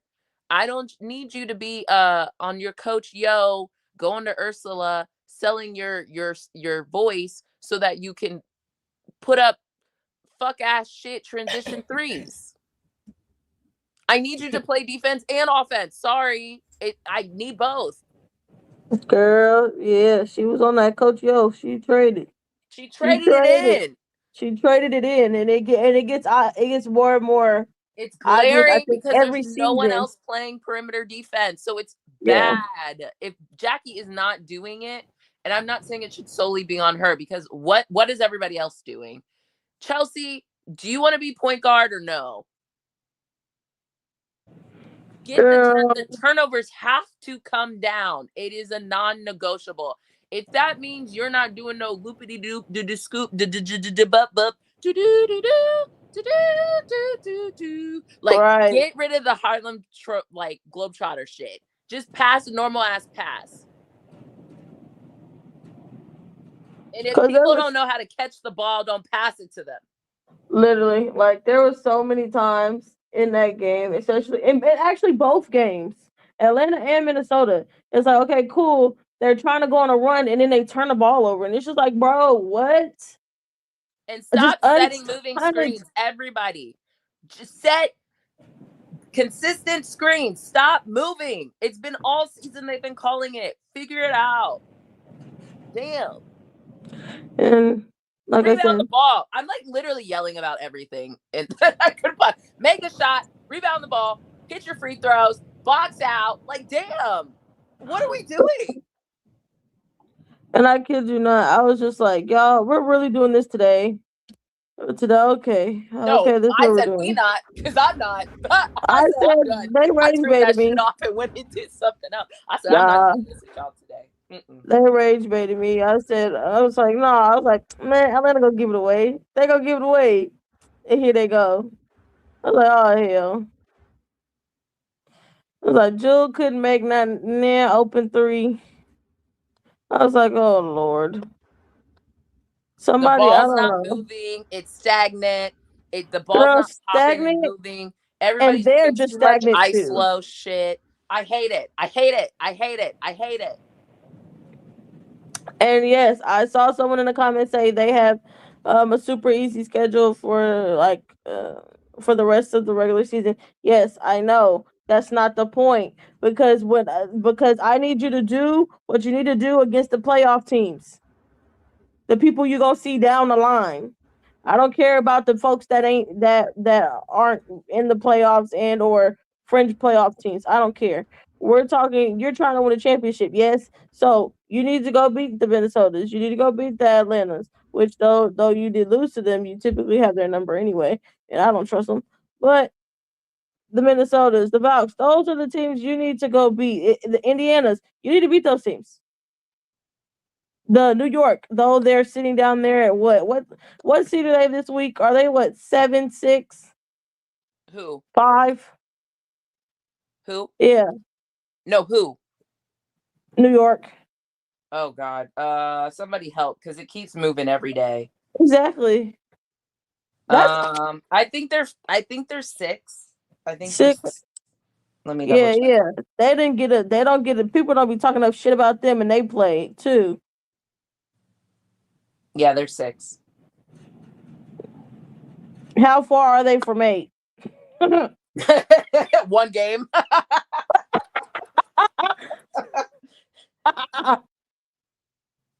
So you never know. Dang. If I'm the Lynx, I'd be pissed if them niggas fall to 8. I'd be pissed. What type of reward is that? I mean, all of it is. I mean, honestly, 5, 6, 7, 8. Well, now I think 6, 7, 8 are the ones that are, because they're all. So New York's 8.5 games back from first. Washington is 9, and Dallas is 9.5. So While y'all are right here at the links, the second part of that question didn't get answered. Oh, thank you. Oh, sorry. So, do you think the Mystics are a bad matchup for the Lynx, or the Lynx also burnt out? I think the Mystics are a bad Didn't Fee matchup not for a lot play? of teams. Fee also didn't play this last game. Well, what's she tired from? That was the part I understood. She rested from what? What the fuck is she tired from? The nerve of you. You just got back and you going on vacation? Well, please. Everybody got time for that. Ain't nobody got time for that. Rested from what? I ain't doing that with you, Nafisa. I'm not doing that with you. I ain't doing that. I think I ain't playing them games with you now. The Mystics are a bad matchup for a lot of teams because they do have those bigs, up and coming, growing bigs. Shakira Austin has played really, really good this season. I told y'all, all-star snub. So yeah, and then Sony is playing good. Yeah, they're clicking. So waiting to see what Benaja adds to them. Yeah, but they're a sneaky one. If you think they're definitely not going to be a pushover. I still think their point guard play is their problem. Absolutely. However, it's been the problem all season. It does seem like Sydney's able at times, especially down the stretch. He's been able to get away with no point guards in the game, and he shifts Sony to be the ball handler. And they run that pick and roll shit. And Michelle 85, correction. I've been calling out, not since week 2 with the Aces. I've been calling out since jump, since the season started. I called out we needed perimeter defense. When we were looking at the teams and how they were shaping up, I said our last roster spot needed to be a 3-and-D, a wing person. So I've been calling it out because I saw what happened. The Aces struggle against fast, shifty guards, i.e. Kelsey Mitchell. I knew that was our problem last season, and I called it out all this offseason. So I just want to let the record show that I've been calling it out. Let the record show. And to confirm, the teams mathematically eliminated from playoff contention: Los Angeles Sparks, Toronto Tempo, Connecticut Sun, Seattle Storm. Hey, we got 4 teams to welcome to Death Row. Oh, the Tempo. I have thoughts about that too. We need to get into it.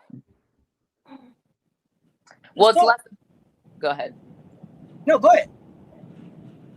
It was just a question in the chat, so I wanted to confirm who was eliminated. Mm-hmm. Going back to that game, well, it's less about the tempo, and I actually think it's more about the fire. So you mean to tell me you're playing a team that only has 8 players and you can't win the game? And you trying to keep your playoff hopes alive with your full roster available to you? Did you say ocho? 8 players? 8? Yes, because Slim went down and Anissa went down. We're going to also talk about that in a second, but let's stick on the fire. What the hell? And y'all, it was more of a home game for the Fire than it was for the Tempo. They were in Vancouver, halfway across the country. At least they were in your time zone where you guys played. Portland, you just went like a skip over Washington and there's Vancouver. Tempo had to come from way yonder, basically New York. That's a home game for you, besides it being Canada. Like, what is your excuse? The Tempo hadn't won in 12 games. Weren't they on a 12-game losing streak? Something crazy. Like, they ain't win in a month of Sundays. and they down players and you guys can't figure it out. Half the game, people were complaining. I do think the rest were actually trash. I was like, she literally dribbled the ball out of bounds right in front of your face, and like you didn't call anything. There's so much trash. Roy was one of the referees, so it was a trashly officiated game. I looked up, I said, oh yeah, there's Roy. This makes sense. But y'all couldn't figure it out. Commish. Them suckers were on a 12-game losing streak and it went under the radar. It would have been. I know. I was like, when I realized that, I was like, wait, because we would have talked about that. 16. It would have been 16 if New York wouldn't have gave them one. That's true. That's true. Well, that's another one. But I'm just like, this is supposed to be the coach that everybody said was a good, like, they're literally down players. Anissa, hopefully she's okay, because that, that looked a little concerning. Slim, why are you even playing? You guys were already eliminated. I don't even understand why. Like, Sandy, what? Yeah, the Slim coming back and playing thing. I was totally confused. I was like, wait, I thought it was all right. Yeah, season's over. You guys were mathematically eliminated. Why is Slim on the court? I mean, yeah, she was out the majority of the season. Just keep her out or do like weird maintenance, like every 3 games she can play. But she didn't even make it more than 5 minutes in the match or in the game and had to run off. She already has a foot injury or whatever it looked like. I'm still confused how she even came back this season. It didn't make sense to me. Everybody's been pissing me off. I said, everybody's dumb. Everybody's dumb. Look, I'm gonna say, Anissa, hey, you're gonna be okay, right? Gonna be okay, right? You're on my team. That you got for me. Ah! Stop it, you. But yeah, I just was like, this is not. So when you just think about that dynamic, Portland, I already thought y'all were eliminated, but in theory, you were still alive. You haven't been eliminated yet. You have your full roster available to you. You're playing on the West Coast of North America. You're playing against a team that's on a 12-game losing streak, doesn't have Marina Mayberry. Slim ended up not even playing more than 5 minutes, like I said. Anissa ended up. How did you guys F up that game and lose? I mean, I guess credit to the tempo, but still, what? Look. It also makes Phoenix losing on DT's retirement night even worse because this is the same Portland team they done lost to. Literally. I don't believe in Scrappy Doo. I've not believed in them all year. And this just Scrappy Doo. This is what I was just like, are you guys kidding me? Look, there's a couple teams in this league that we are just waiting to be mathematically eliminated. They over here no, I thought still Portland, alive. Didn't Portland I'm still alive. Did they get eliminated last night or no? No. Okay, maybe not technically yet. Oh yeah, because there's 3 still alive. 3 with a pulse. Portland, but you know Chicago, what it ended up doing? It helped Chicago. Yep. I mean, at the end of the day, you still got to. I mean, there's still a wide gap between Dallas and everybody else. Yeah. But yeah, I don't know. I don't understand how that game went that way.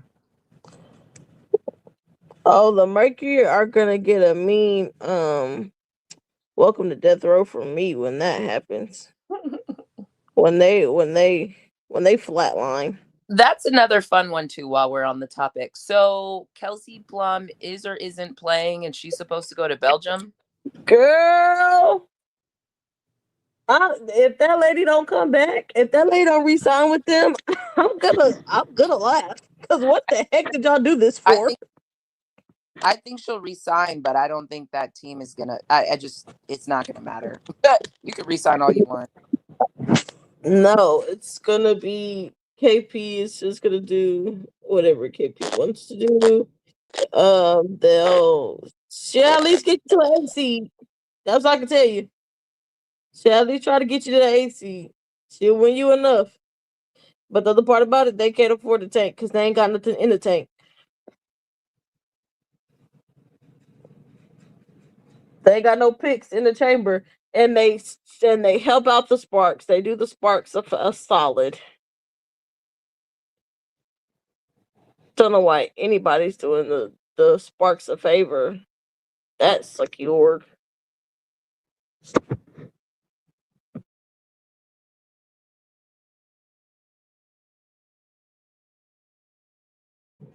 Kelsey Plum to the Valks in the off season?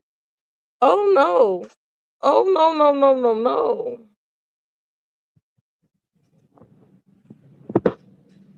That ship has sailed. She had an opportunity to do that. She chose the other team in California.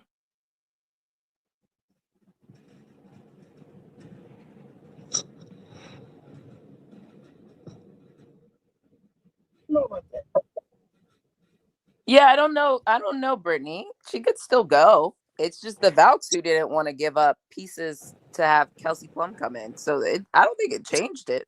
She could still go, but I don't know necessarily how I like it. From the offensive standpoint, it'll do them a favor. Hey, here's a boost. Here's another boost for y'all offensively. But are you trading offense for defense? Because the other part that I'm going to ask is, what is that contract going to look like? But you also going to be trading other people's offense. I was going to say shots that they getting when Kelsey, the offense, one coming that thing. Yeah, and I want to know what that contract gonna look like. Well, Gabby signed for what, 2 years or so? I can't remember. I don't think it was just 1 year. I think it was multiple years. So you also have to deal with that. You got to deal with Veronica. Like, who's running point? It would be Veronica, but Yeah. so there you would have to But remember, Joe Lacob gave them 5 years. They're in year 2, so they might pull the trigger for Kelsey. I wouldn't do it, but they might. I wouldn't know. I wouldn't do that. I wouldn't pull that trigger. Because to be honest, you're better off just trying to. Well, you had an opportunity in the draft. You kind of blew that one. Just go get Fee in the off season or whatever. Just do that. Don't put that out there. Don't put that out there, Commish. Don't put that out there. What? No. Okay. All right. We can revisit it later. All right. Let's see. What else we got? Were those all the games yesterday? We ended up talking about them. We talked Aces. Oh, speaking of Sparks. Yeah, they escaped last week. They escaped. I forgot. Let's recount events of the Sparks. First thing, done told y'all they were pushing all their chips in, and I didn't think it was going to work. We also thought Kelsey Plum would have been healthier, and I thought maybe at best they would be an 8 seed, or they'd be like miss the playoffs. Like, I thought that was their path. I just didn't think it was gonna. Anyway, so let's just start at the beginning of the season. They essentially but they shipped Rakia off and blamed all their defensive woes on Rakia.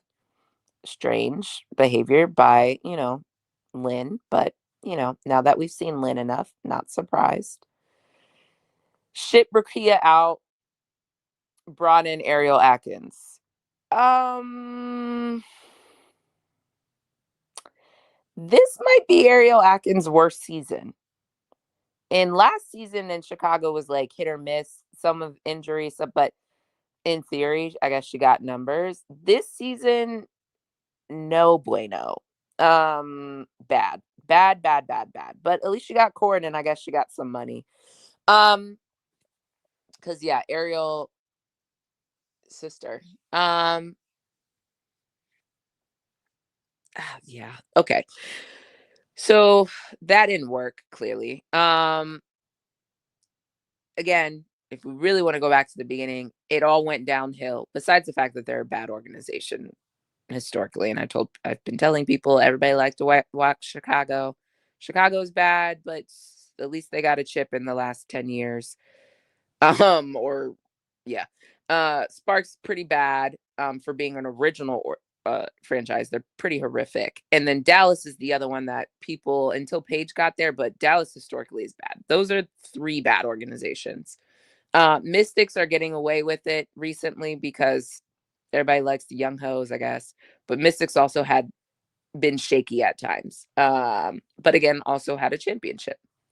I think Mystics and Chicago are more similar than the other 2, but I digress.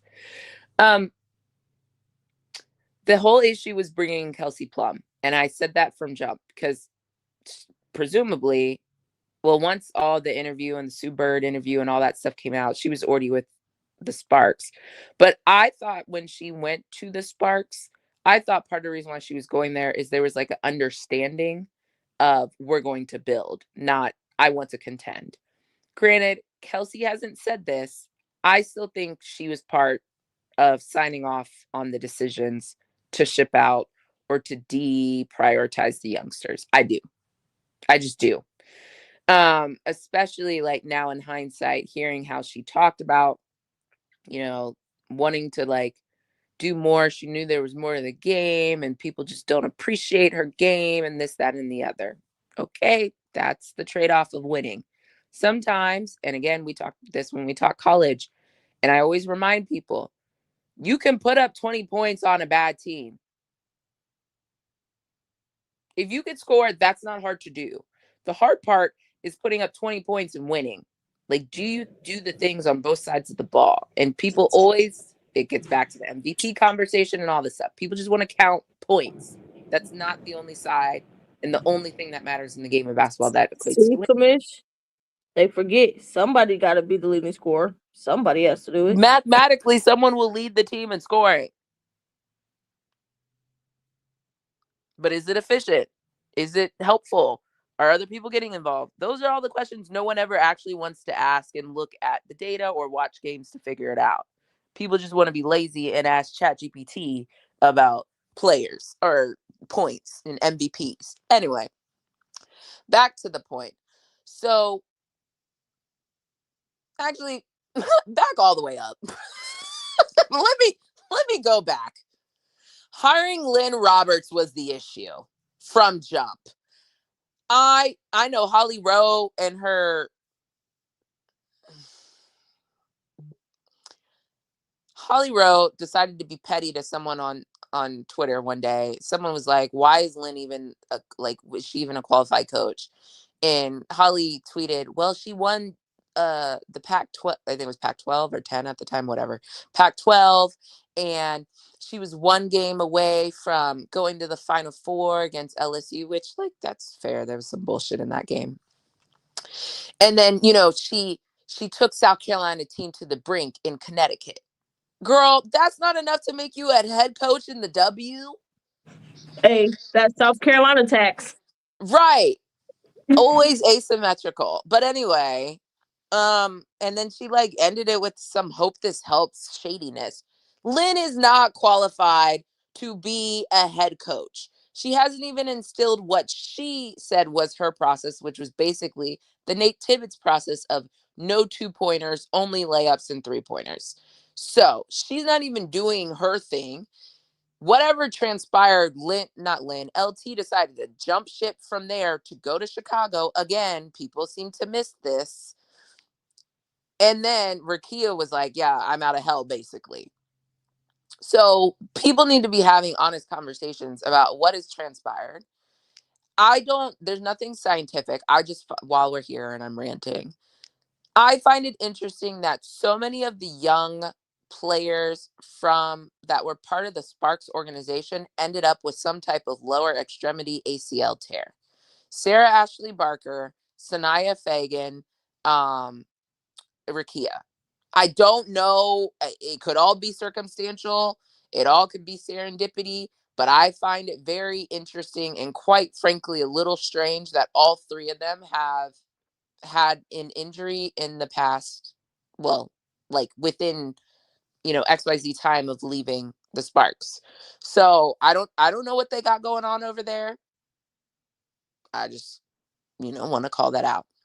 While we're speaking of young talent getting shipped out and just allowed to just go everywhere else, we see Latson now with the Aces, which like blessing in disguise, but what y'all got going on? And then Latson ended up moving for you to have Kate Martin and Peely. Peely, I think, is a scratch my back, scratch yours. That's her player from college. Still think it's messed up and like coaching nepotism, but okay, fine. Ain't no scratch my back, I'll scratch yours, because bitch, you ain't scratch my back. We're not winning no games. So no. But part of the reason why Lynn has this job is because of Peely. And Neekins, ironically. Right? Oh, yeah. Yeah. And Peely got waived by the Lynx. She, and I guess maybe she also was nursing an injury. But my point is, I don't know what the Sparks got going on, but it's a mess. And then you actually add in the weird thing that's happening with all these sales with the NBA, which I don't know if we're going to get to today, but we could put a pin in that for another conversation. But just want to establish that is weird and that's really nefarious. Another reason why all these W teams shouldn't be attached to MNBA teams, but again, called this out a long time ago and said this was a problem. But there's something else that transpired with the Sparks that I also wanted to call out. Ooh, what was it? Anyway, you get the point. Kate Martin. So Latson leaves, and it's not even like Kate Martin was playing. She wasn't playing. So was Kate Martin there because Kelsey wanted? Like, that's what I'm saying. Like, I'm not absolving Kelsey 100% of everything. I will give you that maybe Kelsey didn't tell them to do all this stupidity and make certain calls. But I have a hard time understanding someone you traded a second rounder for, or not a second rounder, a number 2 overall pick. You wouldn't consult them with some of the decisions you're making. I'm to believe that. I know I wasn't born today, but I wasn't born yesterday neither. So that doesn't make sense. They're so inept. Then NECA over here retiring. What is happening?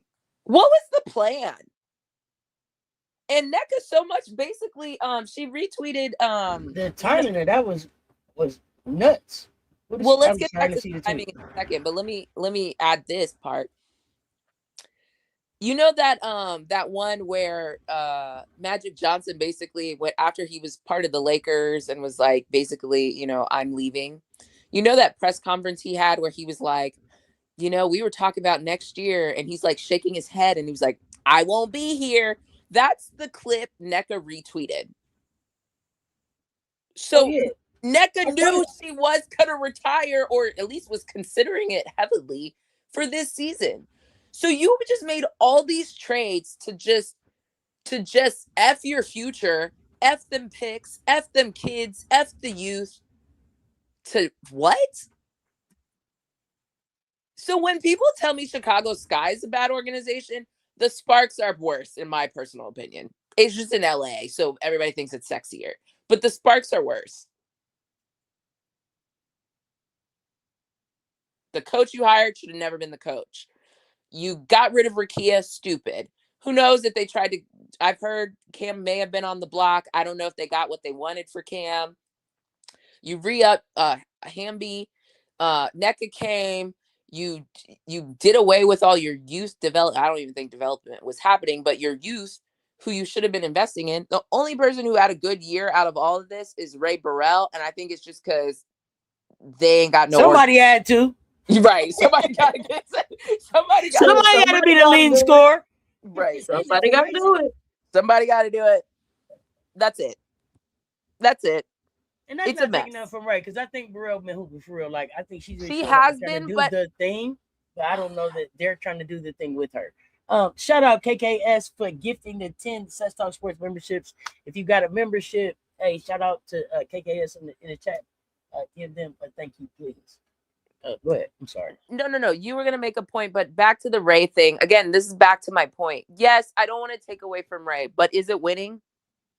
No, not winning, but you got some good tape for somebody else to go win someplace I know, else. Hope but somebody come get you, kid. My question always about Ray is, and I called her the Tasmanian Devil. I would say affectionately, but I don't think it was that affectionate. But I don't know about her IQ from a winning standpoint. We'll see next year. We'll see what happens. And maybe there is development happening that I'm just not seeing in real time. And it's being clouded by the tomfoolery of the Sparks. But I'm not willing all the way to go there yet. We'll see what next year brings. I hope she continues to work on her basketball IQ and decision making. That I will say. I'm not ready to go all the way for Ray and be like, oh yeah, Ray, look, she made it. Like, I'm not there. But she is playing hard. I will give you that. I do think since Kelsey Plum has been out, I can say Ray seems to be the one really pushing pace, attacking the rim, trying to do the things. I agree with that. That's the best. That's the most I can give. I love the maturity. I love the growth. There is growth. I love the growth. But I will say, hey girl, leave them before they leave you. Hey, there you go. There you go. I don't disagree. There you go, girl. Go get your money. Don't wait for that they're tap not on the gonna shoulder. pay you. Don't wait for that tap on the shoulder, homie. Literally. Don't let them tap you on your shoulder. Don't do them no favors either. No. They don't get no favors. Yep. So if you're gonna stay there, get all your money. If you're gonna leave, do what you gotta do. I'm sorry. I was trying to do this earlier and StreamYard was not cooperating. So let me do this now for the memberships that we're giving KKS. Thank you so much.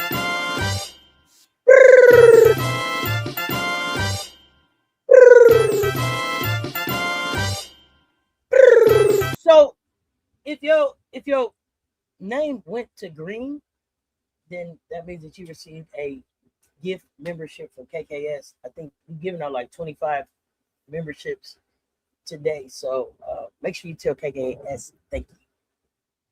All right, sorry about that. StreamYard production was in my ear. No, you good. But I just want to go back to the Kate Martin, and honestly, I've been complaining about it all year, but I don't understand why Latson couldn't get playing time. Even if she was the world's shittiest PG. First thing, your current PG play ain't doing it for you anyway. Secondly, you couldn't let her get out there and just do something, because that seems to be what y'all doing anyway. Something, anything, something. Yes, I agree. So it's weird. It's almost like, what's her name? Reagan was like, oh yeah, let's get South Carolina players. And then Lynn was like, I don't fucking want them. That's what it felt like to me. That's what I'm now seeing in hindsight, because I understand getting time, development. I don't expect everybody to play. I really don't. That's just my disposition. But looking at what has transpired since then, now you can look back at everything and be like, the fuck were you guys on, Lynn? I've been cussing Lynn out for a while now, but that's one. And then the second part of it, then you got Lynn here telling beat reporters, yeah, ownership basically said I need to play more bench players. What the hell? What in the hell?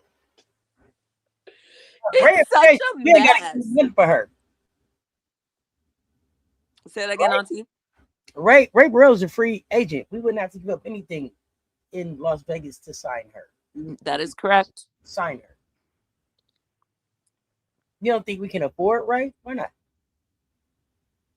We don't got Kennedy Carter money? Where we at? What we spent up? Kennedy Carter was a vet minimum, remember? What do Ray deserve? Do you want to win or you want to win? Do you guys want me to get back on my soapbox again about why that Jewel Lloyd contract was stupid? We know that dead horse. We know that does understand Per my email. There's no way that I would let go of Chelsea Gray for Ray Burrell. There's no way. There's no fucking way that you would let go of Chelsea Gray for Ray Burrell. There's no way that you would let go of any of the people that I know with last name Gray in this WNBA for Ray Burrell. Not Chelsea Gray, not Alicia Gray. Is there any other Grays? There is. So you might want to adjust that statement. Well, at least those two. Those are the only two. Yeah, there's Chance Gray with Let me see Sparks. Chance. Chance is a little bit younger. I might take my chance with that shooter. I'm just saying, there's no way that I would give up Chelsea Gray or Alicia Gray for Ray Burrell. Not at all. Not ever. Ray is on vet minimum this year. Is she? No.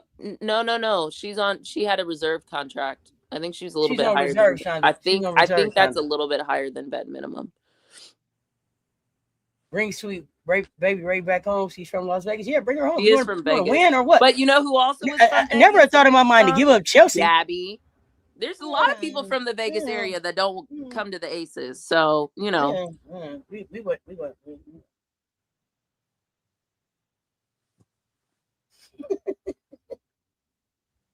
Yeah, I don't want Gabby in Vegas. I would have taken Gabby in Vegas. I don't need her to be the top scorer. I just need her to defend and rebound. Literally. Shit, I'd take it. I'd take it. Look, I'd take her and a couple more players. We got some spots open. We would have more money to offer. We need to create spots. Yeah, we could create some more spots. I just know that she wouldn't be my first choice. There's some money on the table, but it's a tough one to move. That's a tough contract to move. You have to swindle somebody. Get that Jewel contract off your books. Fleece. Oh wow, Monique Akoa Makani makes more money than Ray Burrell. Huh? What? Oh, is that because? Maybe because Monique was a rookie more recent. Like technically, her rookie year was last year. So she's at a higher pay scale than Ray, I guess. I don't know, but that surprised me. Okay. And actually, guess what? Ray gonna be back at Sparks next year. I can tell you that. Is she restricted? She's restricted. She was reserved this year. She's restricted next year. Shoot. Yeah, girl. We'll see you back over there. And they gonna have the money to sign you over there. Poor Ray. Poor child. At least Cam will be there with you until they decide to trade her. But yeah, stuff it out for a year. There will be new staff members. So yeah, and NECA will be gone. So yeah, maybe. Yeah. Shout out to NECA. I knew it was something about you going over there. No, but for real. NECA retiring is kind of crazy because it seems like NECA still has so much more to give.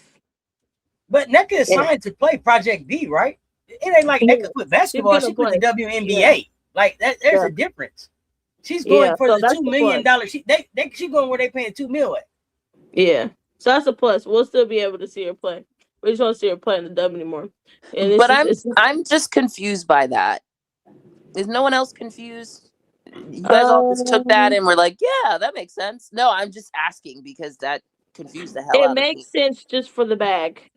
Oh, for the bag, because of the fact that NECA knows that she ain't going no place where she finna get no chip. Well, NECA had the opportunity to go to a place that she could get a chip. She decided to go to LA. Because it was about the legacy. Correct. So, and NECA already has a tip, right? So and you finish the legacy. And what am I putting up with this shit for anyway? I can go get $2 million, play less. What am I doing? She said I can hang out in Malibu and and I can still pop in to some games if I want to. But for what? I'm just really surprised she made the timing. The timing of it fucked me up.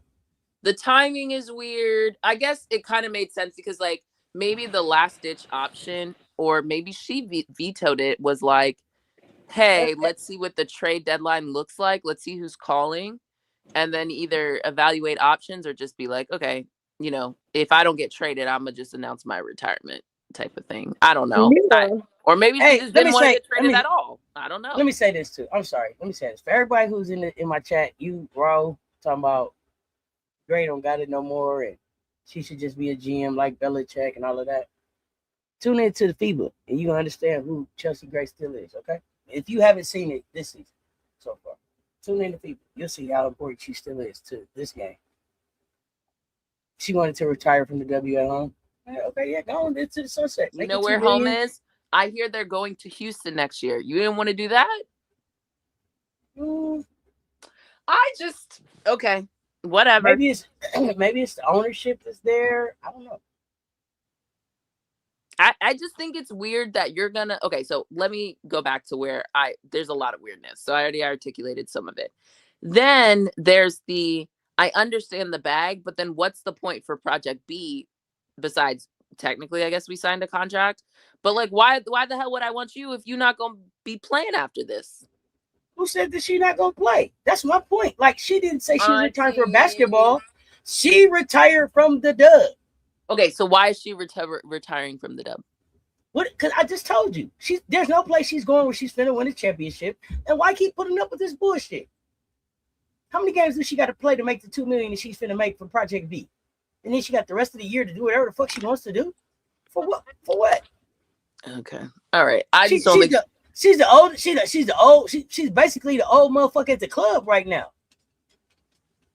They went at the club.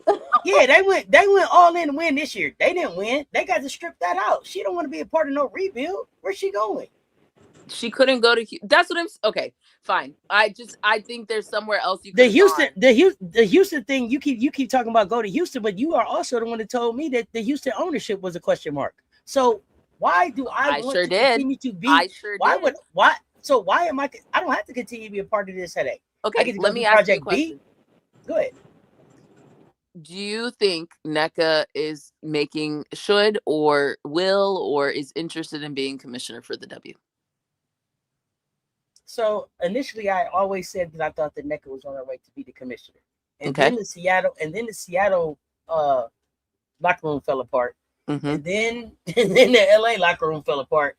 And now I was like, shit, NECA, I don't know if you should be anybody's commissioner. I don't know if you got this. But then the negotiation happened, and everybody was like, as it got done, y'all know what? Everybody voted for NECA to be the president again. And I think part of the reason is because no one actually wants to do it. But yeah, keep going. Okay, because that's what confused me too. And that's what I was wondering. Like, is it because she's really good and y'all just don't see, you all being able to be successful without her as the president, or it's like, yeah, NECA, go ahead, you got it. I don't want to do that shit anyway.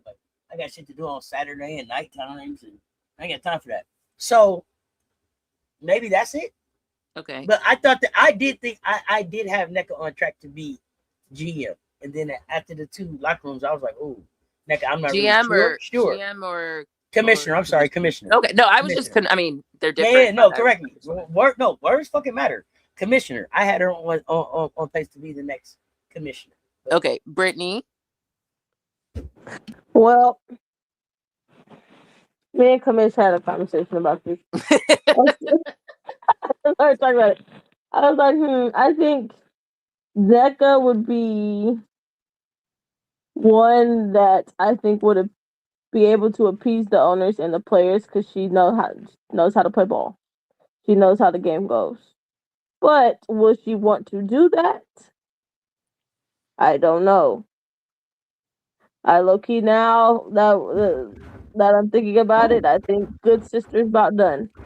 Is that the best thing for the players, that she's willing to appease the owners and everybody? Exactly. So this is why I want to bring this conversation back. Let's go. Because Auntie, if you had said, I'm glad you said before, because I remember.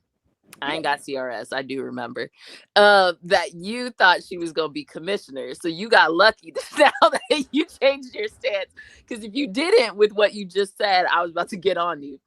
No, I'm here. I tell the truth. You do. That's why I asked questions to understand where you're coming from. So that I was going to get on you about it if you had said, yeah, she's going to be commissioner. Because I would have been like, how can she be commissioner if she's trying to get away from the dub? But yeah, as Brittany let everybody in on, Brittany and I were having a conversation about NECA and commissioner. I don't see her as commissioner. The problem is it's a really tough position because you're nestled under the MNBA. And that is different than any other major league. Can you make this clear? Sorry? Can you make this clear? And the commissioner is not in a position, really, it doesn't seem like with the way that this is set up, to move the WNBA from out of the NBA's control. You would have to try to do some undercover hostile takeover. Right? Okay, but, so that's not hostile takeover. It's not something that the commissioner is likely to be able to do. You're not likely to do. And okay, so let me elaborate. Let me elaborate why there's two reasons for that. One, everybody reports up through Adam on the league office side, right? So if everybody reports up through Adam, then Adam's their boss on one side of it. The other side of it is this recent, and then Adam's bosses are the MNBA board of governors or whatever, the owners. So you have this like really convoluted hierarchy, if you will, that already complicates that. Then you have the WNBA nestled underneath the MNBA. So that is part of why this recent or the most recent funding that they did, an infusion back into the W, messed a lot of shit up. It made it even worse. Two ways they made it worse. One, the funding and the investment and the money they raised. It also allowed MNBA to double dip in a sense. And then with all these expansion teams having MNBA ties, now they're just like basically when the W first started, right? It was under Stern's era. And they were, all the W teams were the sisters, quote unquote, of the MNBA team. That's how they started. That's the same situation that got them in the shithole that they were in, which was the underinvestment of the WNBA, right? And there's been lots of conversations. You, Political Lil, have touched on it too, but all intents and purposes, there's a subset of people who believe, and I think there's enough reason to believe, that the MNBA was using the WNBA as basically tax shields by, and Dawn has also not just alluded to this, basically said that there were certain powers that didn't want the W to succeed.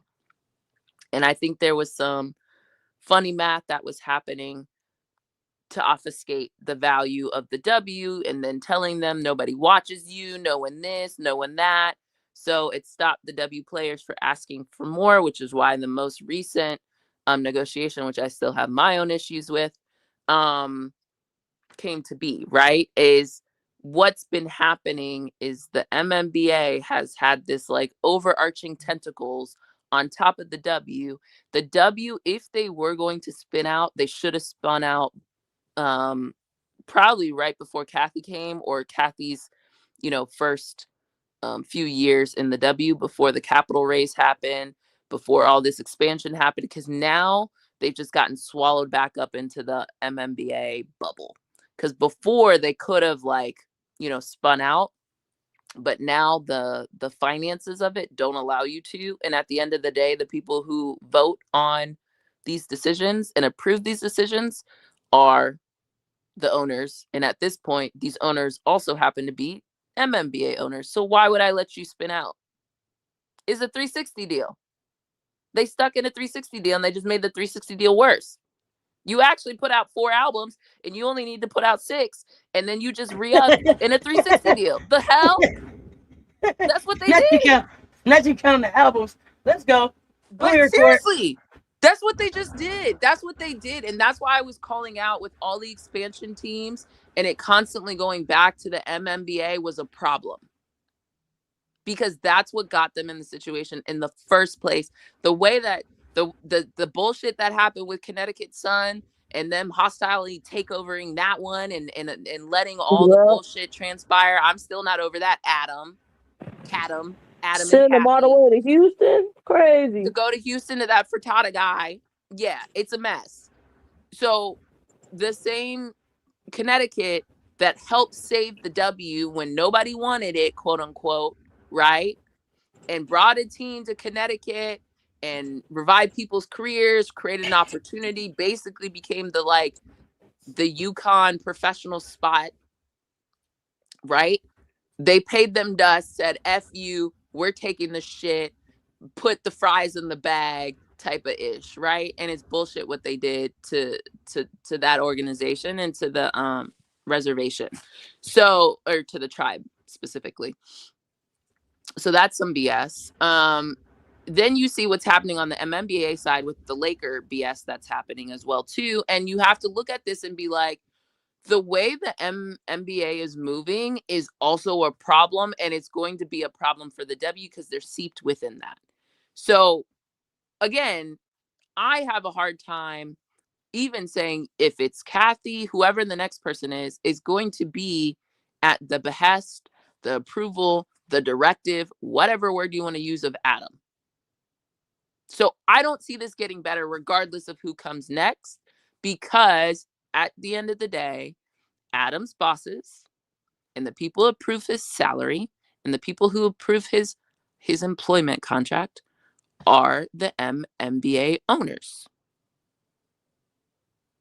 So if you do the whole trickle down, what Debbie like to say, that Clarkonomics bullshit, this shit, this trickle down shit is not looking good. I wouldn't even want to be commissioner, honestly, of the W, especially if I'm NECA, who knows the bullshit that's happening. Yes, I can quote unquote play ball, but that's not gonna, you're gonna, at the end of the day, the things that are going to keep that person employed in that job is making sure that the owners are happy with them and Adam is happy with them.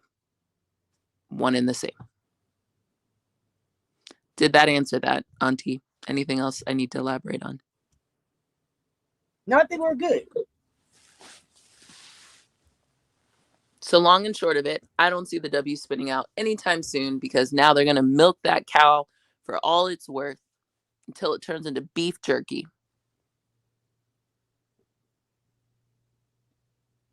Not beef jerky. Brittany, any thoughts? Ooh, yeah, that's one of those jobs. I don't know who's gonna take it. I don't know who would really want it, and specifically anyone that actually wants to make change, real change in WNBA. In that position, it is very hard to do, because just so many things that you cannot do from your boss, Adam. I was like, okay, if someone was able to figure out how to play the game, it would be someone that's already played it. So I was like, okay, NECA, would you want to actually do it? Probably hell not. A homegirl gives, she finna go do plan B, project B, and go live life in the sunset. She seems like she's at, it seems like her decision to retire from the dub has been like, okay, she's at peace with it. It's not. They saying in the chat, she said in her interview she'd be open to commissioner for whatever that means. You know, like saying you're open to something doesn't mean you actually do it, but it also exactly could mean being she's open to it. Who knows? She's probably open to it if it's like, okay, what are your options? And your options, if his option is going to put someone that is going to cause them harm, and particularly the players harm, then she'll probably, it's probably one of those. Like, okay, cool. If the person you're gonna pick is gonna cause the players more harm, the players in this league more harm, then okay, maybe I'll put my ring in the hat. Like, okay, just to make sure that. But hey, it's Adam's decision and it's the owner's decision. That's the part that it's not up to the players. The players can protest, they can say we don't want it, and that's their leverage, but it's not up to the players. That's the other part. It's not up to them. But I would hope, with how long that they've had to that Oh, I think the search is already happened. I think they already have their 3 or 2 or whatever. Yeah, the question is, who is it? Who's the pick? One should be Leary. So I was like, because whoever it is a figurehead. Unfortunately, I do believe it's so. That's why I keep telling y'all, when y'all have issues with the W, you better say Adam's name. Yeah, because anything that happens in this league, it gets run through him. Period, point blank. No ifs, ands, buts about Whether it. he wants to lie to us or not, it's going through him. He just wants someone to take the blame, somebody to be in front of it. Because you can't tell me Adam's heard other players say, I have a better relationship with Adam than Kathy, and he never thought to go tell his subordinate, hey, maybe you should invest in relationships with them more. You never thought that? Like, come on now. He loves that. I bet he loves that when they say that. But I don't think, sometimes I think that's also been the W players' issue. Like, yep. Do y'all realize who her boss is? Y'all do know this is the same Adam who tried to get Kathy and a group of other people before Josai bought, Brooklyn Nets and the Liberty. Kathy was one of the people Adam tapped to be part of the New York Liberty group. That's how this all started. There's articles written about this, by the way. Like, that's how this all started. And so when you take that and you combine it with everything that's transpired, things start making sense. But yeah, if she said, if y'all saying, like I said, she's open to it, she wouldn't be opposed or just be like, hell no. Hey, good sister, that's what you want to do? Get to work. Their checks are signed by the owners and Adam. That's all I know. So whoever comes, you want them to be a little bit more. Again, my issue with Kathy has been she just thinks expansion drafts and capital raises is the end all be all to her job. Yeah, it's not. The finance, the financial part of it is all that she does, which the soft would make skills sense. Suck. Yeah, which would make sense because she's coming from Deloitte. So there you go. I don't even. Sure, whatever. You can have that one. So the personal, so the personal relationships part about it, who cares? She's about the money. So all those, the relationship building with players and all that good stuff, and making timely statements and things that need to be said. It ain't got nothing to do with the dollar sign, so she don't care to make them. But we got to stop saying that because I disagree. You know what I mean? Like that's what's happening. But she's just as capable of hiring someone to be in charge of those things. Absolutely, it's the fact that she's choosing not to. Yeah. That's the part. You could easily just hire. That's what personal assistants are for, and all these 50 million assistants. That's what they're for. But you choose not to. So because you do not. I'm assuming you don't give a fuck. Because for her, it's all about the Benjamins, baby.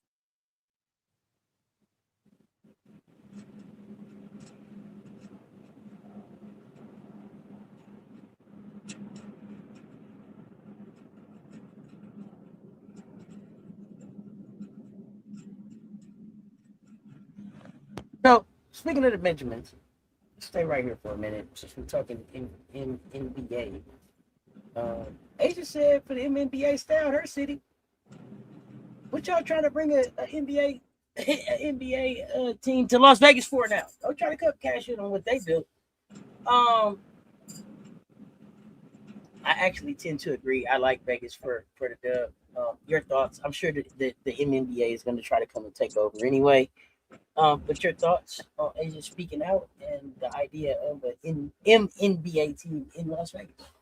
They've been trying for the last couple of years to get over there. which you would think they would stay far away from Vegas with their gambling scandal. You would think.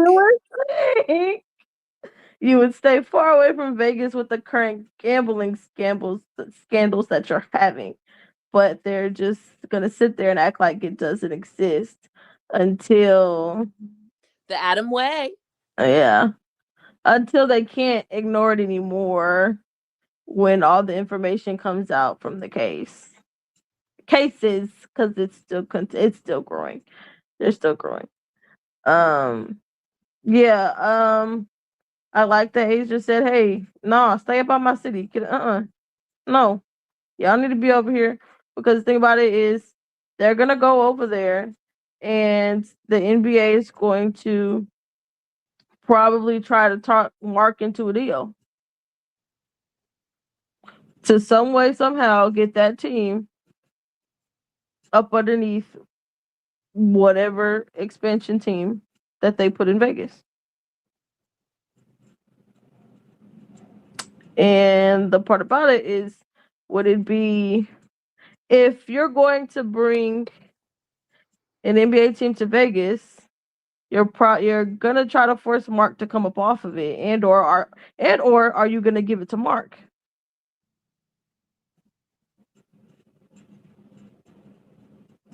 So, yeah, them going to Vegas. Do you like just a money grab? I'm sorry. Do you like the idea of them going to Vegas if they let Mark own it?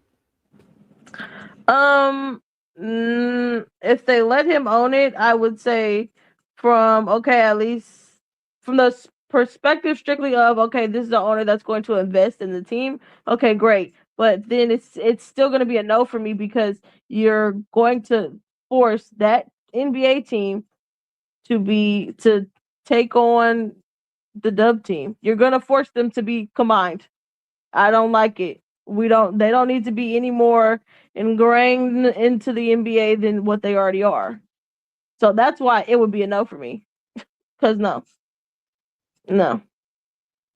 If Mark owns them, that's a men's team, right? Yeah. They're not gonna be good. His men's team exactly. Don't matter. Yeah.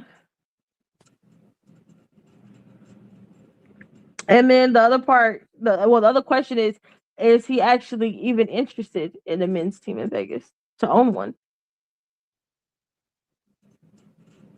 Because now, I have no idea. I was just wondering if, like, because he's such a player's owner, if it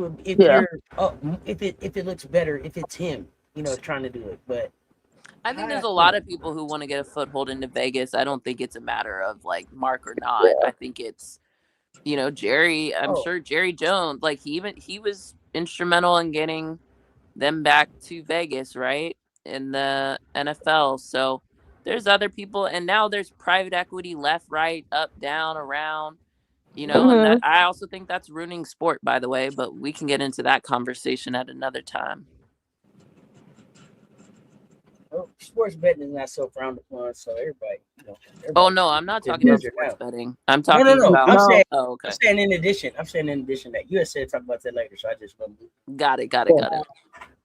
Yeah, so I think that also, even though it's something like Brittany pointed out, like it's the wrong place. Y'all should be going with all the trouble y'all having with the gambling, but okay, here y'all come.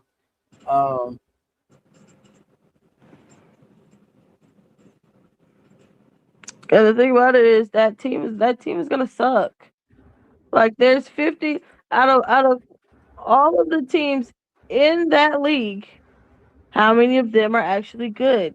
You have you have a lot of teams in that league that are bottom of the barrel. Mm-hmm. So it makes no sense in my head. I don't think they're gonna expand. I think they're gonna move somebody. I think that Memphis team is at risk. Yeah, it probably is. Especially the way in which they've been talking about it as of late. I've heard the comments about that Memphis team. Like last season, they had comments about it. Players talking about what cities they hate to play in. Yep, just listen to the talking points LeBron has, and you'll know where it's coming from. Yeah. The same LeBron that wants to own a team in Vegas, by the way.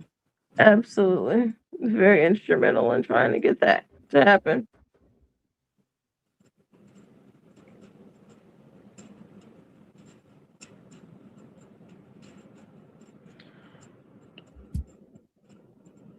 I mean, I don't know. We shall see. I hope that, I'm sure that they're coming, but I hope it's more later than now.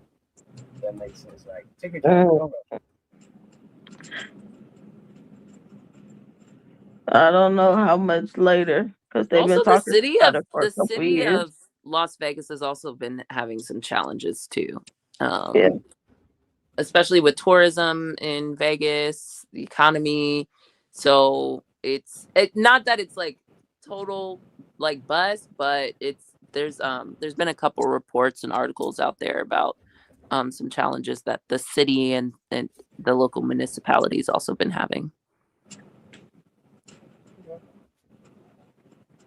Anything else we got on that? Not on the ownership, money, movement, all that. No, I don't have anything. No. I don't have anything else. Oh man. Hey, somebody get this person right here. Somebody please. Is this a Wii U? I don't know. Yeah. I don't know who. I don't know which. I ain't even finna entertain it. I don't even know which wrench wants the honors. But man, get this troll up on my chat. Get this troll up on my chat. We weren't even having this type of conversation. This is how you know people want attention. This ain't even what we're talking about. Not at all. Somebody get them on my chat. I don't even want to see them back. Ever. Ever. I want them going forever. Forever. You better believe it. Yeah, we don't got time for that. We don't have no time for the foolishness.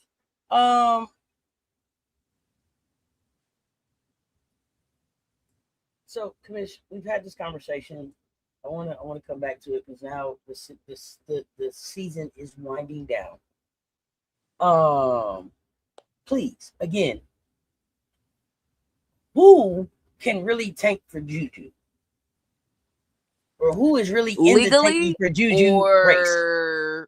Yeah. Do you want the legal answer or you want the conspiracy theory answer? Because those are different. I just want to make sure. Okay, let's go legal, and then if we have to get into conspiracy theory, we can. But let's go legal. Okay.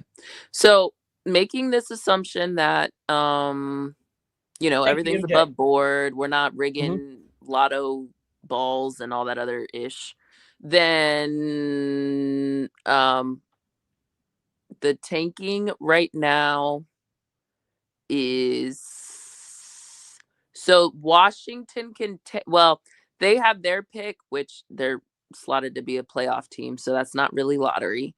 And then let me take a big step back.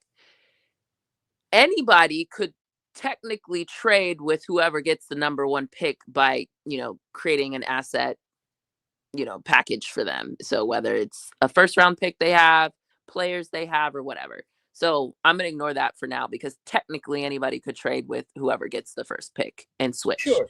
Okay. Sure. Now, specifically, who's likely to land lottery balls that will get them JuJu or give them better odds?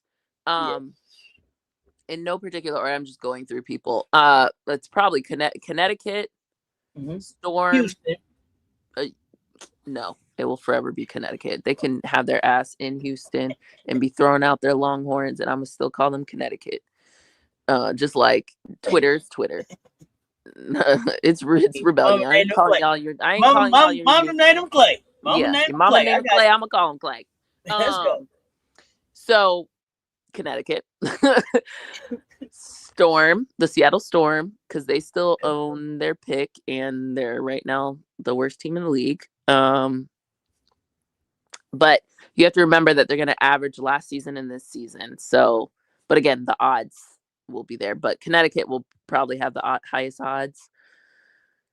The Mystics have their pick, which again, I don't think they'll be in the lottery because they're a playoff team, and in theory they were close last year and they just decided to tank or ship away Slim and all that stuff. But they have Chicago's pick, and I just don't think mathematically Chicago will be in the playoffs. But they're incentivized to continue winning, not only for morale, but like they don't own their pick, so might as well. Dallas will probably be the 8th seed. So again, I don't think they'll be in the lottery. But they were pretty bad last year, right? So their odds could get them pretty good. And then who am I forgetting? Oh, Mercury. So Mercury for this season will they just gave their number 1 pick to the Sparks, right? So, but I think the question becomes, with them making the finals last year, and even if they don't make the playoffs this year, how low will they actually be? How low will they go? Yeah. And then Sparks, I didn't think they had a number. Hold on, let me double check. I didn't think they had a number 1. Well, they just got it from Phoenix, but I don't know if they own their own or if they traded that away. 1 second.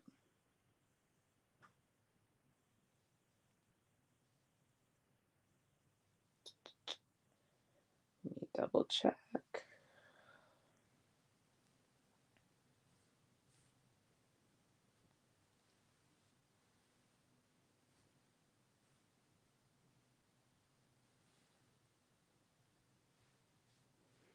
Oh, I forgot about the expansion team. So Connecticut, Portland, I mean, what did I just say? I didn't mean Portland. I meant Toronto.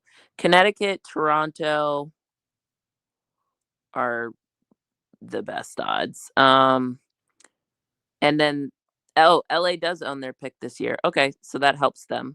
So actually LA might actually be able to package their pick and what they just got from Phoenix if they don't end up with the number 1 pick when the balls drop, then or are selected, then they could in theory offer 2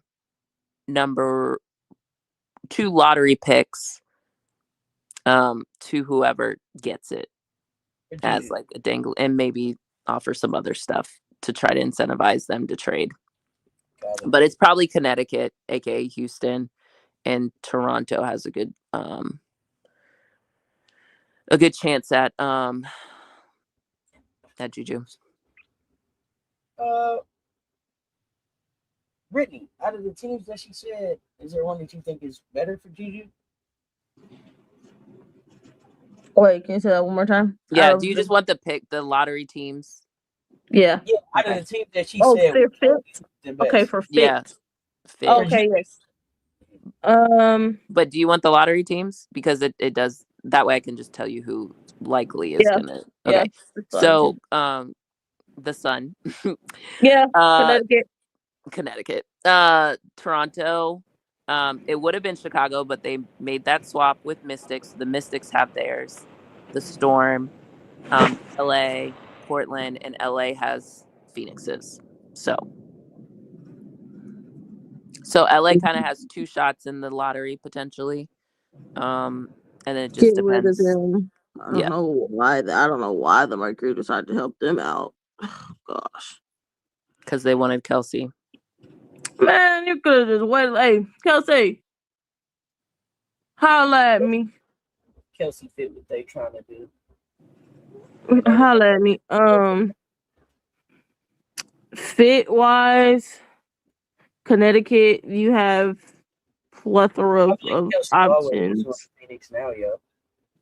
Say what? Huh? She always is going to Phoenix now. Are you being sarcastic? I can't tell. No, hell no. All right. I believe that she said that she was going to come to LA.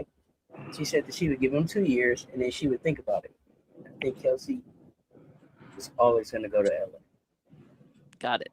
I mean, Okay. I was always going to go to Phoenix. Phoenix. I think she was always going to end up out of here. Okay. I just think it was the long way around. And she needs to go wait somewhere. But I don't believe that there's any way in hell that Phoenix is really going to make AT the face of what they're trying to do. And where it looks like they're trying to go, it looks like Kelsey fits. Kelsey over there, who else is over there with it? Marta Suarez, who else? Out in the desert with Kelsey. Not Marta Suarez. Okay.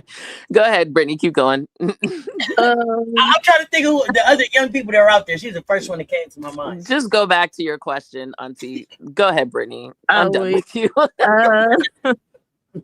Talk about Marta Suarez. Yeah, Connecticut is the most obvious one for me in terms of right fit. You get a dynamic 2-guard. You can pair her right next to Lil Khan and get you because she needs. If you're gonna have JuJu, you do need a point guard. You want one because yes, JuJu can do so many things, but you don't want her to have the responsibilities of also playing point guard. So I think Connecticut is a very easy open. Hey, and then they have a lot that they can do because they're still young. I think they're figuring out they made their decision when it comes to what they're doing with their post play. So yeah, some dynamic guard play is what's next for them, and particularly someone that can just go score. Just go get a bucket. Give them the ball, get out the way. They need a dynamic scorer over there to kind of make life a bit easier. And then just her size. The size is a plus. Big guard. Yeah. Connecticut is the easiest. Yeah, and then they'll be in Houston. So. And I'm going to be honest. I don't think I think whoever gets the number 1 pick, I don't think they're trading it. Again, we're operating in the non-nefarious, non-conspiracy theory world right now. I wouldn't trade it. There's all the teams I just listed. Even if you have someone you like at that position, you would, 1, your team's not that good. 2, you would just build around JuJu. Like JuJu would become your, like Kiki came in to the Mystics and they moved on from who was there before. It's like that, like it doesn't matter. Whoever gets the number 1 pick and JuJu's available in the draft, I think you take her. Absolutely. I got a question for y'all. I got a question now to start talking. Now you better make sure you get the right coach and the GM around them. But yes, in theory, I think really whoever gets the number 1 pick, Connecticut, because the point guard is already there. How long is it gonna take JuJu to win if these teams we sending her to? Oh gosh, a minute. It's gonna take a minute because I'm still building. It's not like. If you were to ask me which team I would expect faster success. Well, now the problem is we assume all these coaches are going to stay there. The Mystics. Okay. Yeah. That team is already kind of built up in a way that's helpful, so. I would agree with that. I also think that she could be helpful in Seattle. I agree too, but I don't remember we done talked about Seattle I don't think and its philosophy and identity. And I don't think she gets there and all of that though, so. Anything else on JuJu? And take it for JuJu.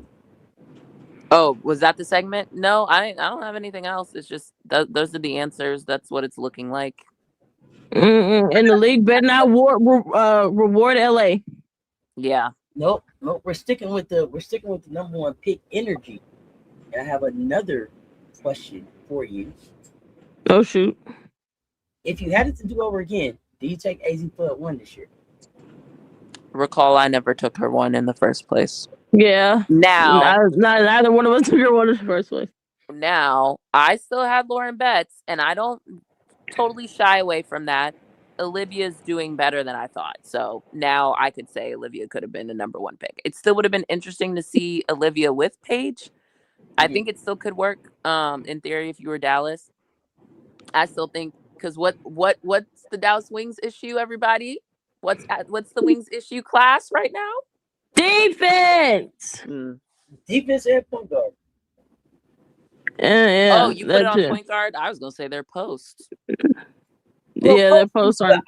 I don't. Well, I won't say that it's an issue. I never wanted Paige. I always wanted Paige off the ball. Yeah. Okay. So remember, yeah, I was the one that was like, yo, y'all should have kept Ty Harris. I don't know what y'all think. You should have kept. I think they played on Ty when they saw Odyssey Sims. I actually am very convinced that that's fair. I think Ty because Ty was doing like, what do you call it?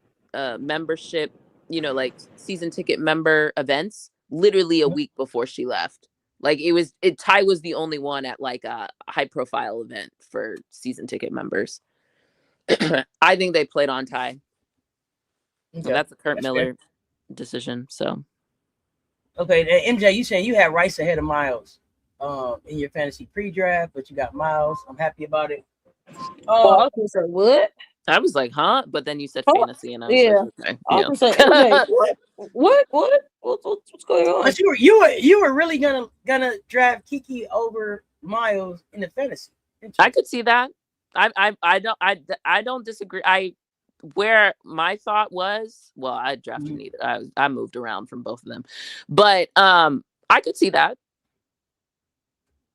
I didn't believe Liv would be able to do what she's currently doing, and definitely on the scoring. If anything, I thought, okay, maybe she'll play PG, she'll move the ball around. I didn't think scoring was going to be as a lot of her value in fantasy right now is the scoring she does. So I agree with MJ. I can't even say that wouldn't have been my thinking. I wouldn't have drafted Kiki though.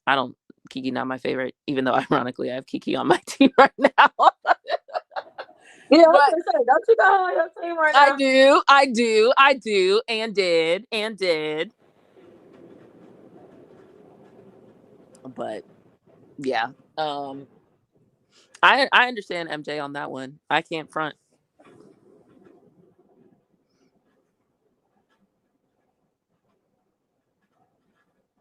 Someone asked who gets Hannah. See, y'all getting a little too deep in college for me. I'm gonna have to bow out soon.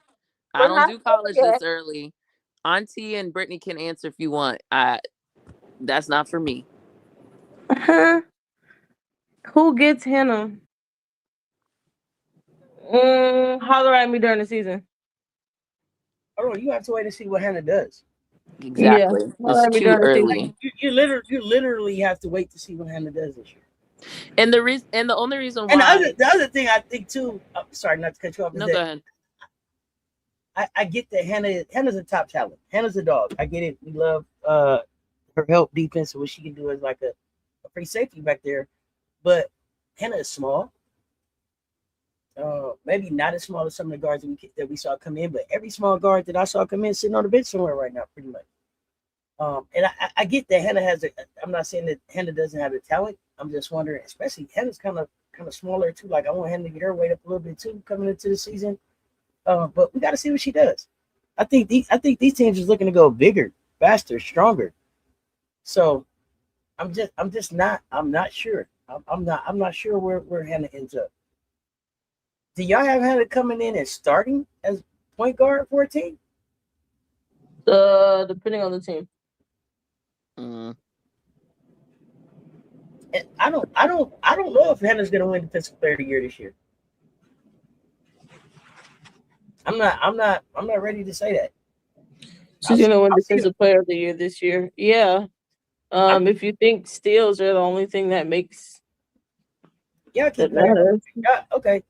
I'm gonna see what Ashlyn Watkins talking about. Like, yeah, there's more to defense than steals. Yeah, I want to see what some of this rim protection out here looks like. So I'm not putting a bow on it. Will she be in the conversation? Sure she will. I'm not just handing it to her.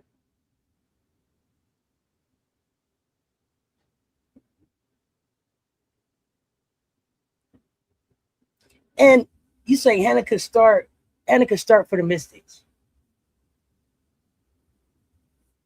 I guess the thing with me and Hannah is this, and I love me some Hannah Hidalgo, but tell me about the play setting that Hannah's done. Tell me about the teammates that she set up. Is that Hannah's game for real, or am I tripping? Yeah, I'm like over there with the Mystics. Yeah, you're setting the table. That's gonna be your job. You gotta set the You table. gotta set the table.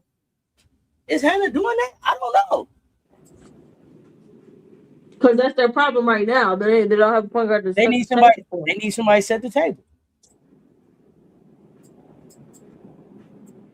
So listen, I'm rooting for Hannah, and I'm not saying that Hannah's not going to the league, but I just don't know that Hannah's going to have the role that people are thinking about right now.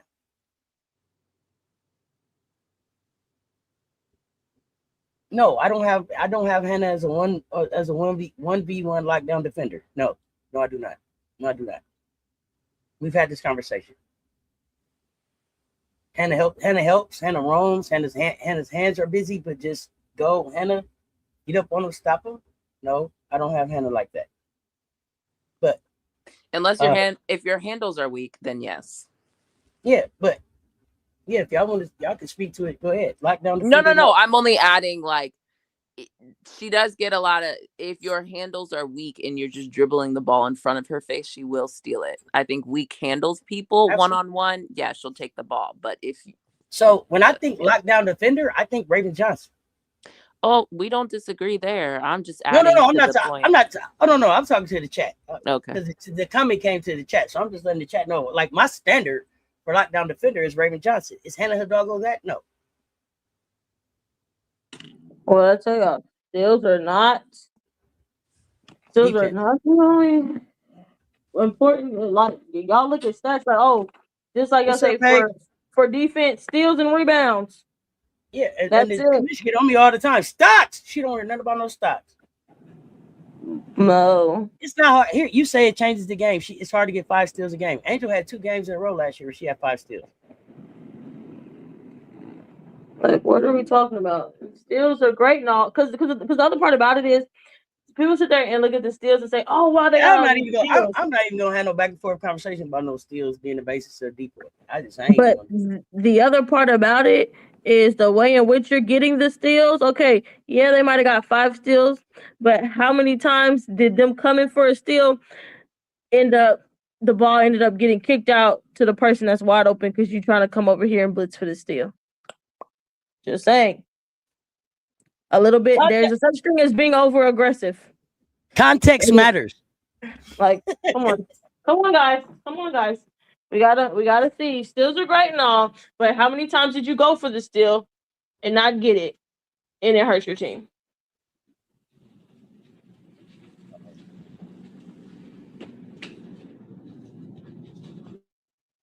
Yeah, so I don't know. Context matters, and that's not to take away from what Hannah does, but I don't call that lockdown defender. Test, man, get after it, get in the passing lanes. Yeah, but she got good hands. Yes, can harass you, all of that. But another thing where everybody is like Hannah. The thing that I remember Hannah telling us is that Hannah get her nerves get bad, her anxiety gets to going crazy. She got the woo sign, calm down. Is that who you? So this season she has to show me that that's in check, and she's ready to lead and set the table for these WNBA teams. Because we spent the whole season saying ain't nobody got a true point guard, and then we want to go give somebody who I think maybe is better off the ball sometime the job of being a point guard, setting the table. You ain't never seen her set the table. Does she know the difference between a salad fork and a regular fork? I don't know. Does she know when it's time to be aggressive and go get a bucket, and when it's time to let's get everyone else involved. Let's make sure that my posts get the ball because they got the mismatch. Gotta make sure. Here's the thing. You're not gonna sit there and tell me nothing about look who was on Hannah's team. Hannah played with Olivia Miles, she played with West Bell, she played with Sonya Citron. Look what they doing in the league right now. So I don't want to hear nothing about who was on her team, all that. She didn't play with a whole lot of people. Yeah. Did she set the table? That's the thing. I'm not gonna do no revisionist history. I'm not gonna act like Hannah ain't had no players on her team. Who was Sonya Citron? Exactly. She wasn't there. West Bell wasn't there. Who else? Some of the other people. Prosper wasn't there. Like Miles wasn't there. Who else wasn't? I mean, come on, let's have a conversation for real. Let's not act like just 2 years ago we were talking about that team and saying, "Hey, how their season ended was disappointing because they lost to TCU." Yeah, I'm not doing that. I ain't doing that. Okay, good to know you're a Gamecock fan. I don't know how that factors into what we're talking about. You being a Gamecock fan doesn't change my mind about what I'm saying.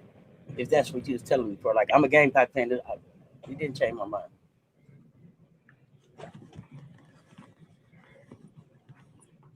She was the point guard freshman year, but definitely better off ball. I think so. So yeah. Yeah, so no, I'm not ready to be like, oh, Hannah. Now Hannah go out to show that she going to show and prove this season. Now she got a dunker on her team this year, so I want to see how she set the table. She got a for sure dunker on her team. I want to see how she set the table. Yeah, she had players on those Irish teams. Yeah, that's why I'm not even doing that. I ain't even doing that, Jeremy. I'm not doing that. They sitting here acting like them Notre Dame teams was straight scrubs. This is crazy. Revisionist history. Now, Ivy's rotations may have made it seem like Hannah was out there on her own, and Ivy made it seem like Hannah was out there on her own. Hannah had talent around her. That's another thing about being a point guard. Do you make your team better?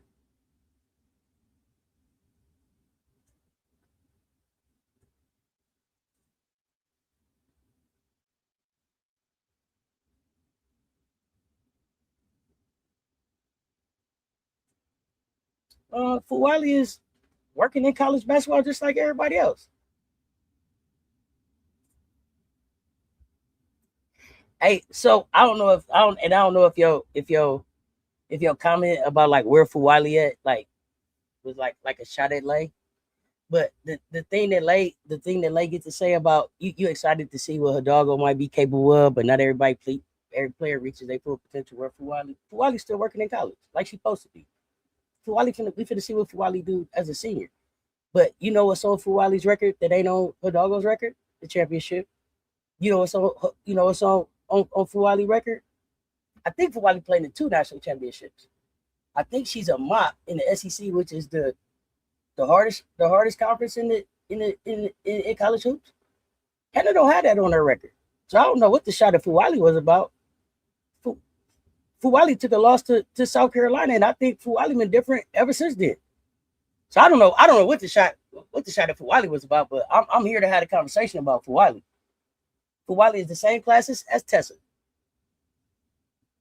Fuwali is the same class as Tessa, senior, this year. Her dog will just worry about getting herself going. That's why Miles left and Prosper left and Overall left. I don't know. Fuwali is trying to confirm where she is. She's a senior. Hannah's at her best when she gets in the passing lanes, just like Ryan Howard for Atlanta.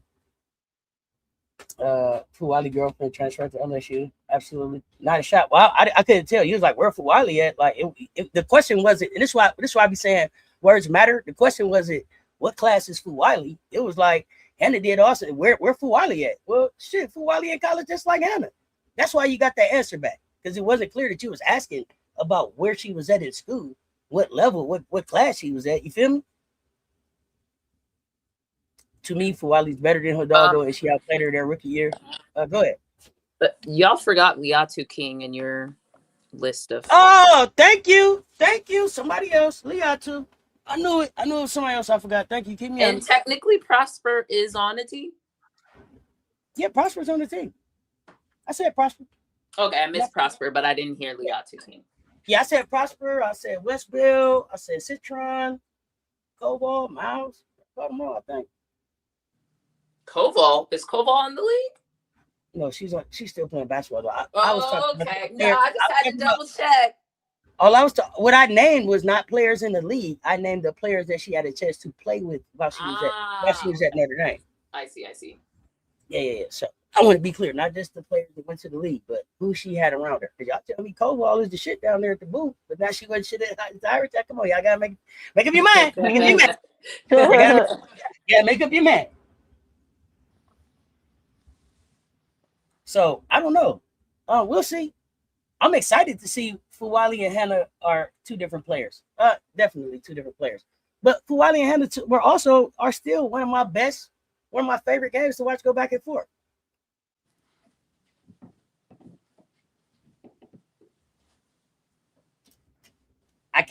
Do they play this year? Fuwali had her doggo on skates when South Carolina played Notre Dame her freshman year. Mm-hmm. And remember that Hannah skated to giving us 30, even though they lost by 30. I think Hannah dropped 30 on this stuff.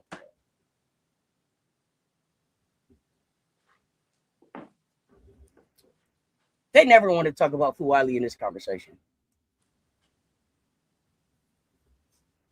No. We're talking point guards.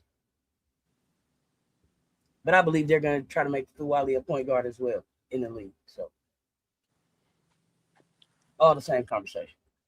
Dun, dun, dun, dun, dun, dun, dun, dun.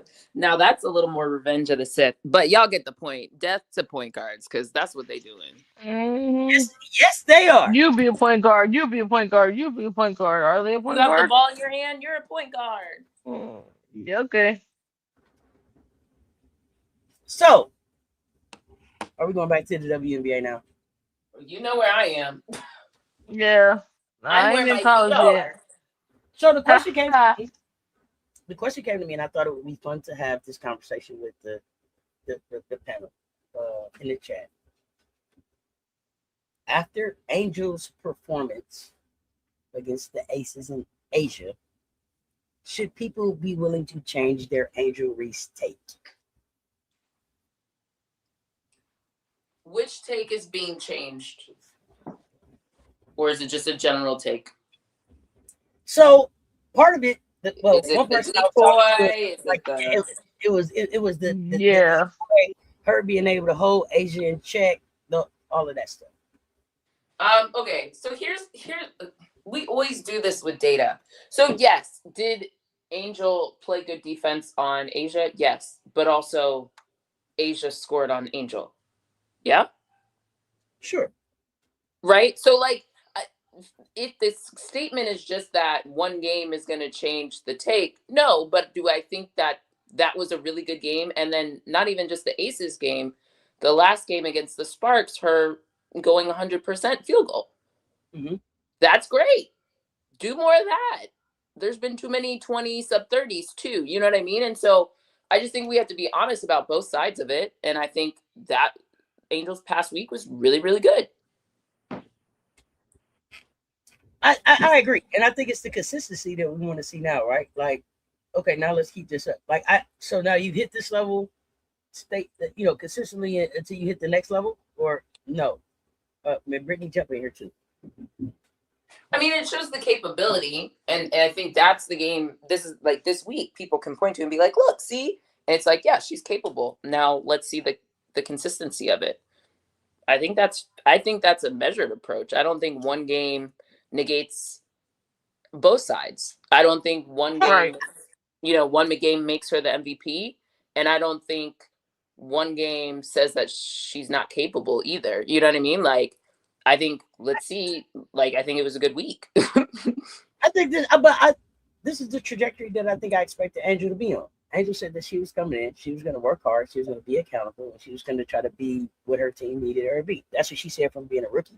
I think she's continued to do that. It's showed up better at times than others, but I think she's in the right place in Atlanta now, and comfortable to be doing that. I don't have her in the default conversation right now. Well, we already unpacked mine, so I don't find the need to repeat it. but I'm not going to deny the work that she does on the boards. Correct. Oh, she does hella work on the board. You cannot deny that at all. Like that is like so, and that's why when people are like, Angel's trash, no, you can't do that. You can't do that. She's not a deep boy yet, but fuck out of here, she's not trash. Yeah, that's what I mean. Like, it has to be measured. I think like, hey, really, really solid week. Played great defense on Asia. Also got scored by Asia. Also, you scored on Asia and Liz, but like, we have to not just look at something and make it absolute. That's kind of more my point. And it's not absolute either direction.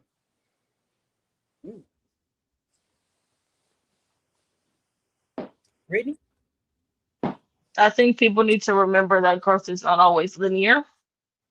So she had a great week. I don't want to come back next week and hear people saying if she doesn't have as great as week as she did last week, say, oh well, this, that, and see she's back. No, growth is not always linear. It's a process.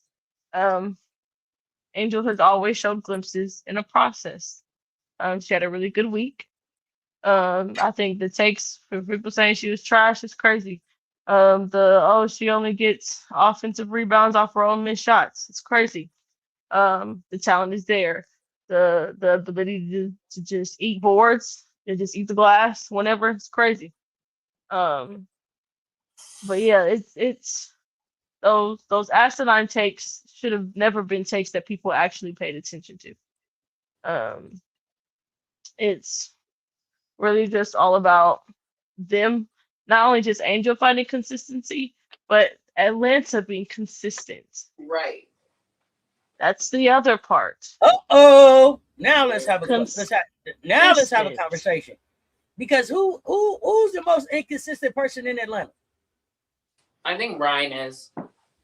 Yes. It's Carl Smesco for me. Carl Smesco, what the hell are you doing? Oh, well, if that's what you meant. Okay, I thought we were talking about players on the floor. Okay, I'm sorry. Yeah, just in Atlanta, period. It's Carl. Yeah. Carl, figure it out, bro.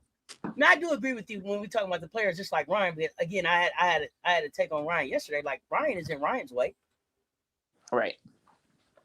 But for me, it's like Carl. Like Carl, are you gonna play Medina or not? Right. Well, now with Bree Jones out, he kind of has to, right? We would think. We would think, but we're gonna turn around the next game and it's gonna look different. That's why I'm like,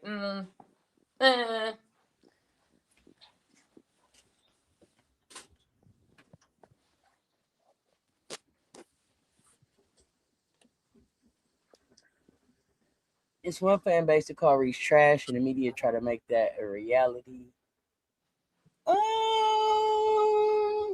I don't even know if it's just one fan base. When I hear it in my chat, it comes from some of the weirdest. It'd be like, damn, you think that? Wow, that's just wild. But you may see it out there from one fan base. From what I experience in here, the hate that she gets is crazy. But we also have to call a thing a thing. There's hate, which is happening, and there's also criticism, which people assume is hate. And I think those are two different things. You know? Oh no, and I'm specifically just speaking to hate. I'm talking. Oh no, I agree. I'm just adding. Can't do that. Point. Yeah. But absolutely. And there's absolute room for criticism for everybody. We give criticism to Asia, everybody. There's room for growth. We just did it. Angel is in my all defensive team. Is she on your all defensive team? She's in consideration. I haven't sketched out who all it is, but I think in consideration is fair. Okay. It's only 5, right? Because they don't do first. That's what I was going to ask you. I don't even know how many do they get. Is it 5? Is it 10? Let me know, and then I can try to make a decision. What the dream coach should have done with Bree was to play Medina until she fouled out every game. Medina has footwork she needs to improve on the games, but playing helps. At this point, that's the only thing that's going to help Medina is playing. It's the reps. If you're not going to give her the reps, then she's not going to be able to get to where she can be for you or any other team. So figure that out or get her out the way and let her go play someplace else. But it's the reps now. It's nothing else that you're going to show her. It's not something that you need to pop up on the film. It's none of that shit. Let her play. Let her feel it. Let her figure it out. But he also knew that when he drafted her. She needs reps. She gave some really good reps. I'm sorry, Jackie Stanley. Not everybody can tell the difference between criticism and hate. I'm in a fight in my life all the time in here, women, telling people it's not hate, it's criticism. But I get it. It should be just that easy. Like, yo, that's criticism. We're just talking about her basketball game. You can see it on the video. People get so sensitive that they don't even realize that they've turned into Angel stands instead of real Angel fans and supporters. So sometimes you got to point it out to them. Is freedom of movement supposed to be a thing in the post? Oh, God. Child, don't ask me that. Please. What are the parameters if it does exist? We have no idea. We've been waiting on it to show up. It has been so inconsistently refereed. I don't know. I don't even know what it looks like. All defense is 2 teams, so you get 10 total. Thank you, Ron. Hey, Asia was in practicing with 5 people be on her. Like that was a real exercise in practice. Like there's 5 people on you. What do you do? Forget the double or triple teams. What is it? Quintuple? What is it? When everybody's on it. I will say, while we're on the topic, I think maybe we moved on from the aces earlier.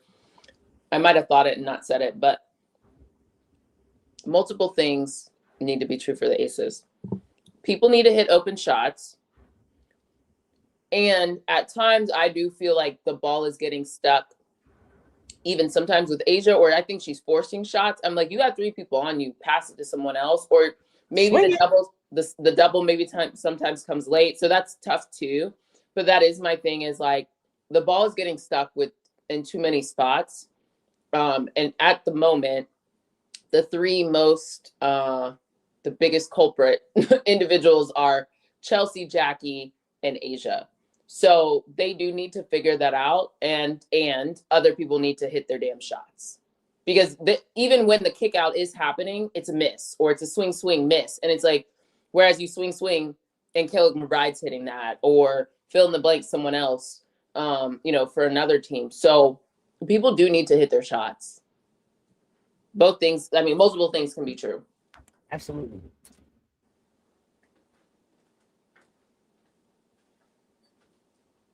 Absolutely, I agree. Brittany, anything to add there? In regards to the aces? Yeah, anything. Or Elena. Oh, I will say, Medina gave Carl some really good minutes in that Vegas game.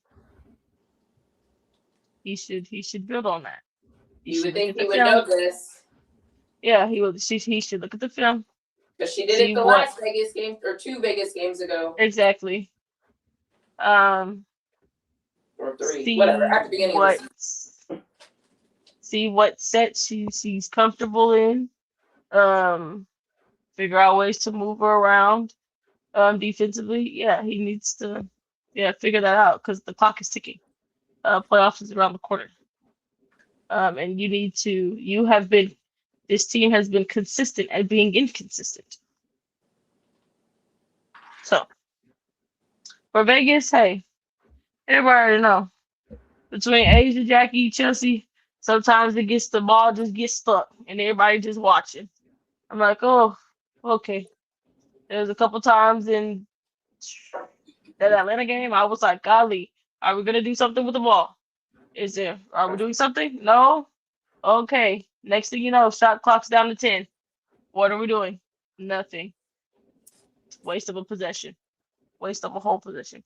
If they haven't had a team specific meeting, Asia, it is time to call one. Yeah, because you're trending in the wrong direction. And particularly against playoff teams. I don't care about the people that ain't in the playoffs. Mine is the defense still. Who? Regardless if it's playoff or not playoff teams, the defense is just, it's not, I don't know. I thought last year they fixed it, right? When Asia was walking around with it. Where's your go yard bag, Asia? Bring that shit back.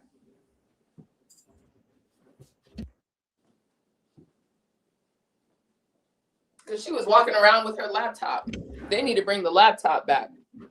I don't know. Somebody need to get upset with the defensive effort. Somebody in that locker room need to be upset. And Becky needs to stop getting herself escorted out of games. Try that. Question from the chat. I think Melissa has been good for the Aces. Do y'all not see her as a permanent player for the Aces? Melissa's growing. I think Melissa's had a really great season. A lot of growth this season for her. I'm excited to see what she does. You want the defense to get better, and especially the defense without fouling. That's still a problem. But she's sorry. I was just gonna confirm. Did we give you the sense that we didn't see her as a player? It may just be how you wrote the question, but Ashley, you're surprised no one mentioned Melissa with the big 3. She's not part of the big 3. She's not a big 3. She's not part of the big 3. Now, is Nalissa That's why they mentioned her. is Nalissa in it? Is Nalissa in the most improved player conversation? Absolutely. She is in there for me. Yep. Nalissa, I believe that there are teams that are going to come and offer Nalissa a bag because of what Nalissa has shown, right? But I think that Nalissa's loyalty and her where she wants her game to go will keep her in Las Vegas. I think that as long as Becky and Asia are in Las Vegas, I think she's in Las Vegas. That's just me. Go ahead. Go ahead, Commission. Looks like you got a different thought. Right? Not different. Well, I have thoughts. I don't think outside of Asia tied to the Aces, I don't think I can assume loyalty from anyone. So I'm just gonna put that out there. I think with this new advent of money, I think people will make different decisions than maybe they historically did. The people who stay around are the ones that either help me understand, like, hey, I've been around the block. I've had good situations. I've had bad situations. The devil, or I like this situation. I want to be here. So that's the extent of what I'll say. Outside of Asia. But that's why I said, as long as Becky and Asia are there. I understand. Yeah. I understand. I just meant there's a world where Nalissa decides, no, I don't want to be here. I want more money and I'm going somewhere else. I already won my chip. Very possible. We don't know. We're not going to know until we see, she signs. The thing is, how many teams hasn't she been to? She's only been to 3. This is her 3rd. Okay, 3. Right. I just want to make sure I had the right count. Yeah. But I also think that she was treated so bad that, like, yo, stay where they love you, dog. I was making a general statement because, like, Chelsea, granted, I don't think Chelsea's leaving because she's on the tail end of her career. But again, same thing. It's like, you make a very valid point. Very valid. I'm not taking away from that. I don't know. And then Jewel Lloyd, I thought she would take a team-friendly discount only to get paid $800,000 over 3 years, and I was floored. I will continue to bring that up. Sports, damn you! But here's the thing: do you think Jewel demanded that, or they just gave it to her? Either way, it's a problem. That's fair, but I wanted to know, did you think she's like, well, I ain't staying unless I'm getting 800,000? Like, they didn't have to give her 800,000. There's a minimum spend. Just like the same way that when you guys asked me where Benijah was going, and I said there's teams that have cap room, they didn't spend all their money. I get it, but I also see a world where Mark is like, you know what? We just got the chip. Pay her under the table like you do and everybody else. Don't play. Let me go and give you this 800,000. Let me go and cash you out. That's called stupid mismanagement of money. Don't even get me on this soapbox again. Okay, we're moving on. Don't do it. Don't rage bait me. You're doing this on purpose. Don't do that. Don't do that. We moving on. Anyway, what was the original question? See, now you got me off topic. What was the original question? Do you see Nalissa staying with Vegas? No, sorry, that wasn't the original question. It was Ashley's question. Do y'all not see her as a permanent player? Yes, I do see her. I think there's space for her in Vegas. I like her to stay in Vegas. I think the role that she plays alongside Asia is very complimentary. I think the slimming down of Nalissa's body really showcased and demonstrated her commitment. Like Brittany was saying, and I've kind of said for a while, the next step in evolution I need to see from Nalissa is her defense. Her defense isn't quite there. I think slimming down her body allows her to have more control over her body and has better stamina. So, like, some of the lazy fouls that can happen when people are tired, you're able to cut that down. But then there's also some of the just like IQ, good positioning, truly having your hands straight up, not always going for blocks, because blocks are a counting stat. Sometimes let's not swipe down. There's no reason. Just hands straight up, get the rebound, keep it moving, and you can stay on the court. So there's still some of the IQ evolution that needs to happen defensively. But I think Nalissa's put herself in a good spot where now she knows the work it takes to win. And like, I think she's now able to steer her career back on pace of a number 2 overall pick from her original draft, I like that. I love that. Great take. Back on track for what a number 2 pick should be doing. Love that. And I also think that this is the best place for her to stay in line defense. But I agree. Yeah, I don't. We'll find out. We'll find out. I don't know where else you going, but even though we have questions about the defense, but at her position, yes, because then you're learning what Asia needs you to do, and you can work on some of the other stuff. Like I said, her getting her body in shape to play consistently is, and then there's other stuff she's working on, but yeah, I think Nalissa put in the work. Hell yeah. MJ, Parker-Tyus is coming back from concussion protocol. Let her head stop hurting. Damn. Can we swap Kia Stokes for the playoff run? No, we cannot, MJ. Nakase seems to be doing the same thing with Gabby. I don't think Nakase utilizes her the same way. If Gabby gets paid less, Bay Area media works overtime, pushing Gabby as the best player. Debatable. The best player at the Aces? I mean, at the Vouts?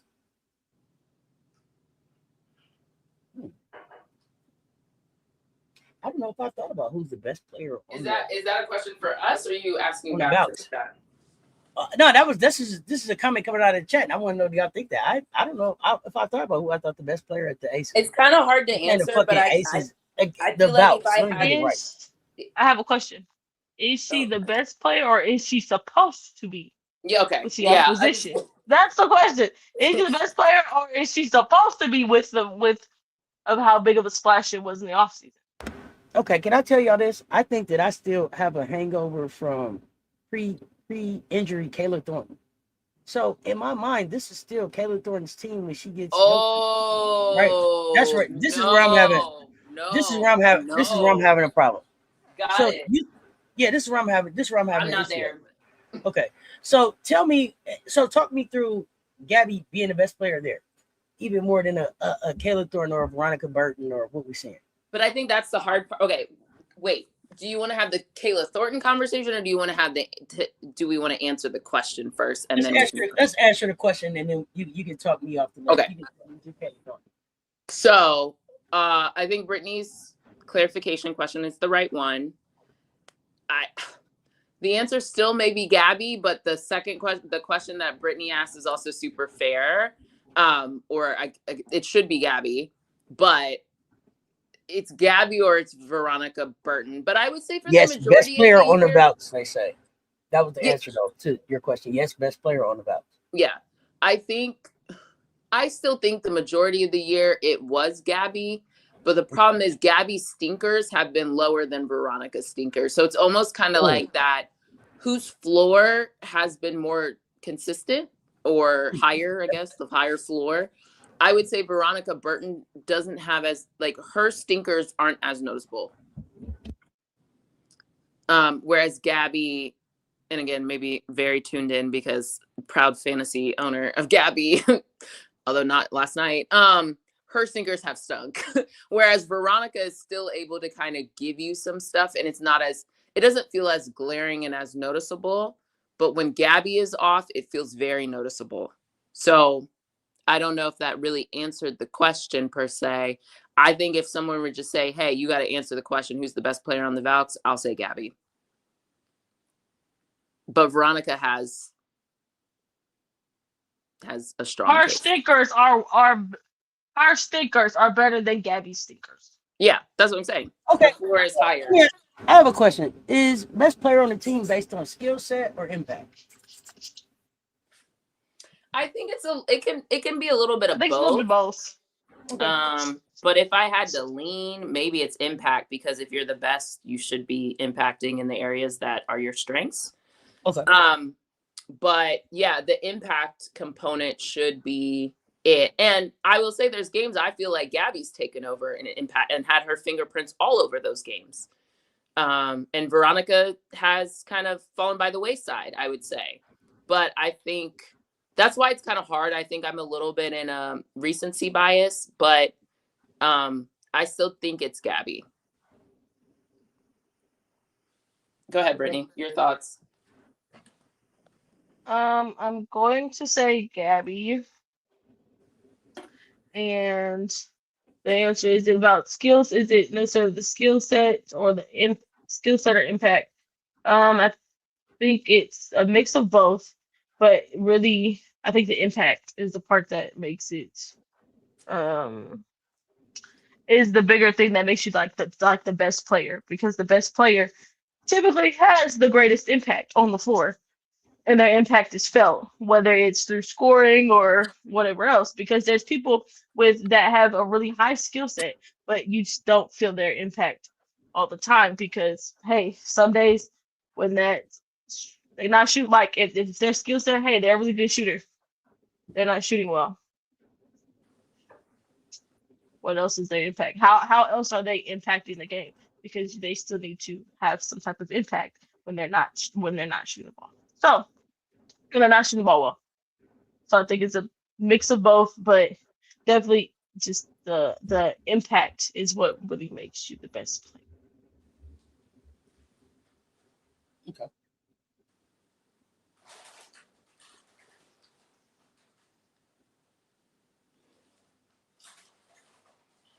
A couple comments from the chat.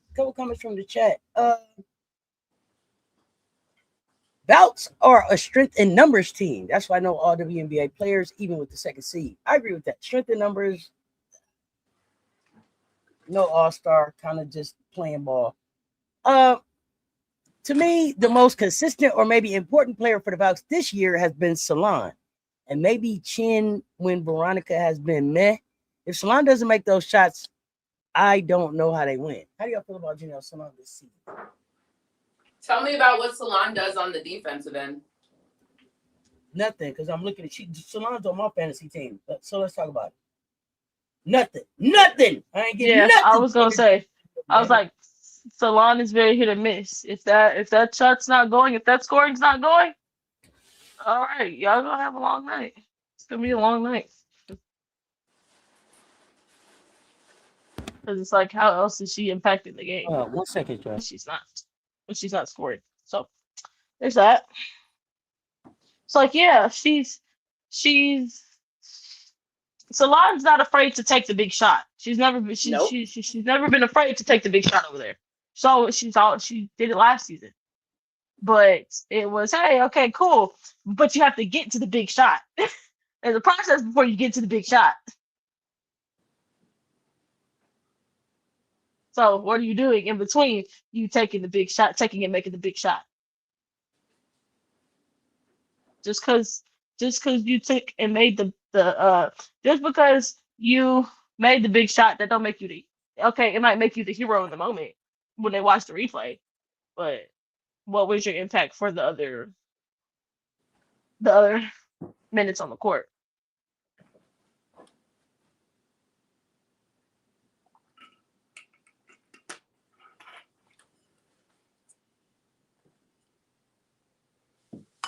Yeah, I think the Valkyries conversation about who's the best player and this and that is actually probably the toughest team to say that for, because I think I do agree the strength in numbers, but strength in numbers from like a collective, right?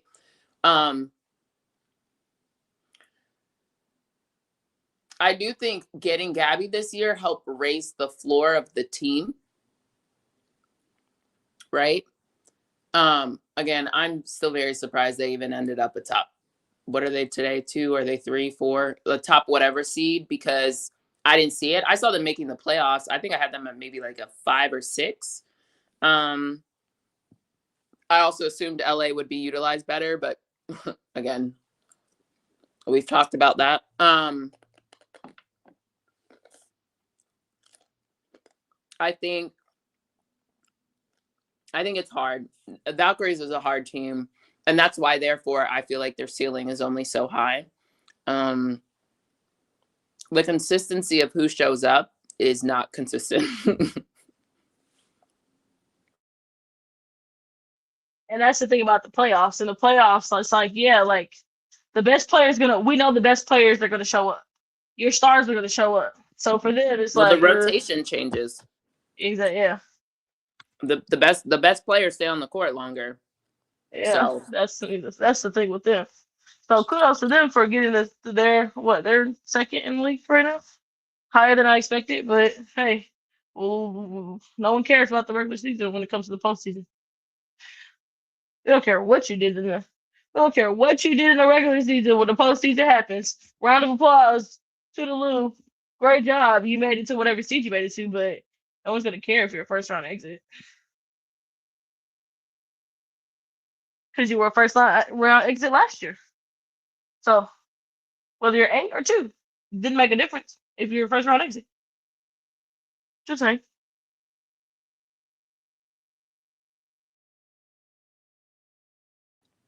Auntie, do you want to talk about Kayla Thornton now? Remind me your question.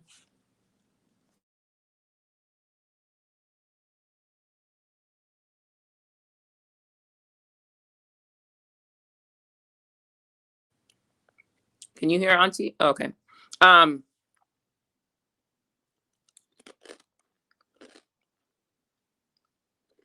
Brittany, can you hear Auntie? Can anybody hear me? I cannot. Oh, okay. I can hear you. Okay. I'm assuming she stepped away. She might have. Okay. Brittany, what else you got? Girl, I ain't got nothing else.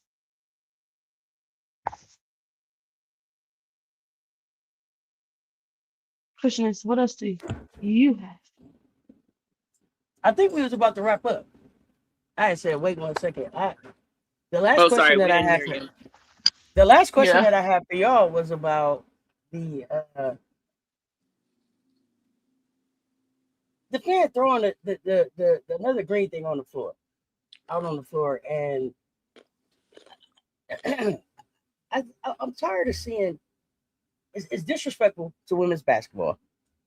They shouldn't be able to still even be doing this shit. And it's almost like some 6-year-old kid type shit or something. I don't know. And then I'm tired of women's basketball being the butt of the fucking joke. Like, help me, I don't know. Help me understand that. How do we get back to that? Your thoughts on it? Where do we go from here with it? I'm over it. Misogynistic men and bigots for how we got back to this happening.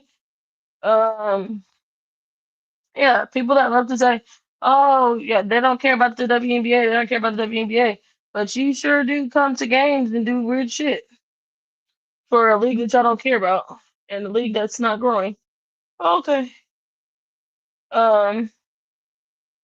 You know, that shit is absolutely weird. Very weirdo behavior. And I don't know why the league, I guess because the last time it happened, it happened last season. I don't know why they didn't have a crackdown in place on it. Like, hey, we gotta stop stuff like this from happening. And that fit deserves to be banned for life from every arena. Lifetime ban. It's just so weird, and wrong how people go. You say you don't like the league, you say you don't like women and all those type of things. You feel this whatever way about women. But yet you go out of your way to go harm women, people that you don't care about. I don't see you doing this at men's games.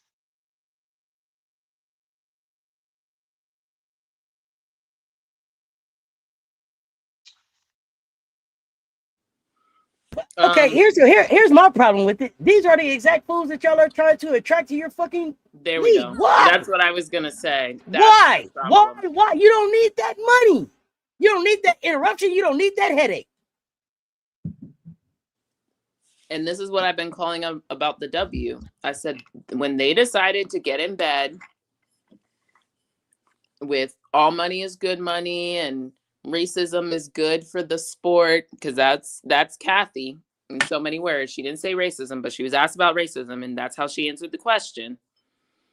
This was a decision they made when they decided to platform certain quote unquote aesthetics that they deem as marketable and pleasing. This is what they're doing inherently, and it's a dangerous game, and they really shouldn't do it, but this is what was decided, and this is the problem. Katham.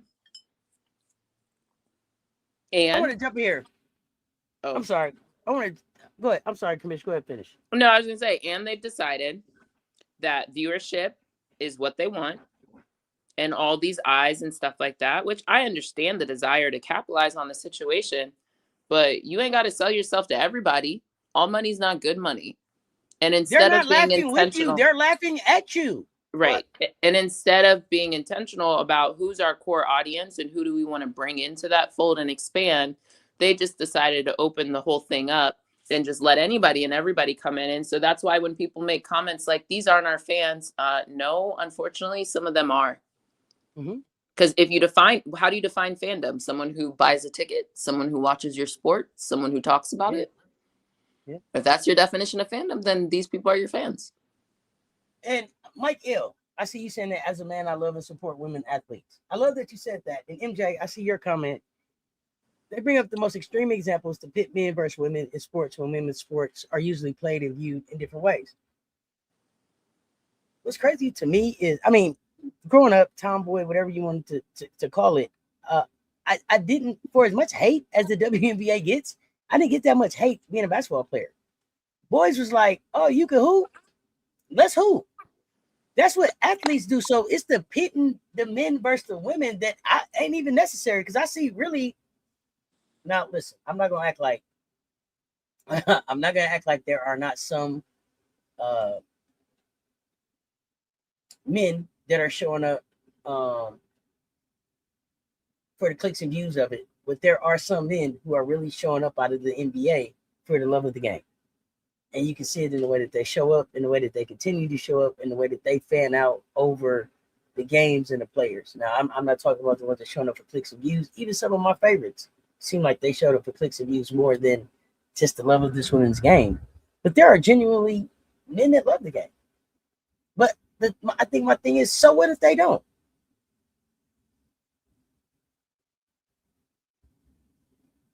I agree too. 30 years in, and you still find men that just can't even get the WNBA as props. Like, it's just weird. But men do gamble on the WNBA and still bash them after making money. Great fucking point. Brittany, Commish, anything you want to add here?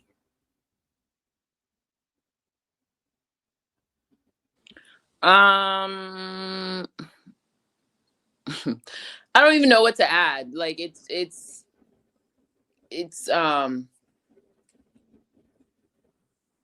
such a topic that isn't just enclosed in the WNBA, you know what I mean? Like, it's a broader societal global topic.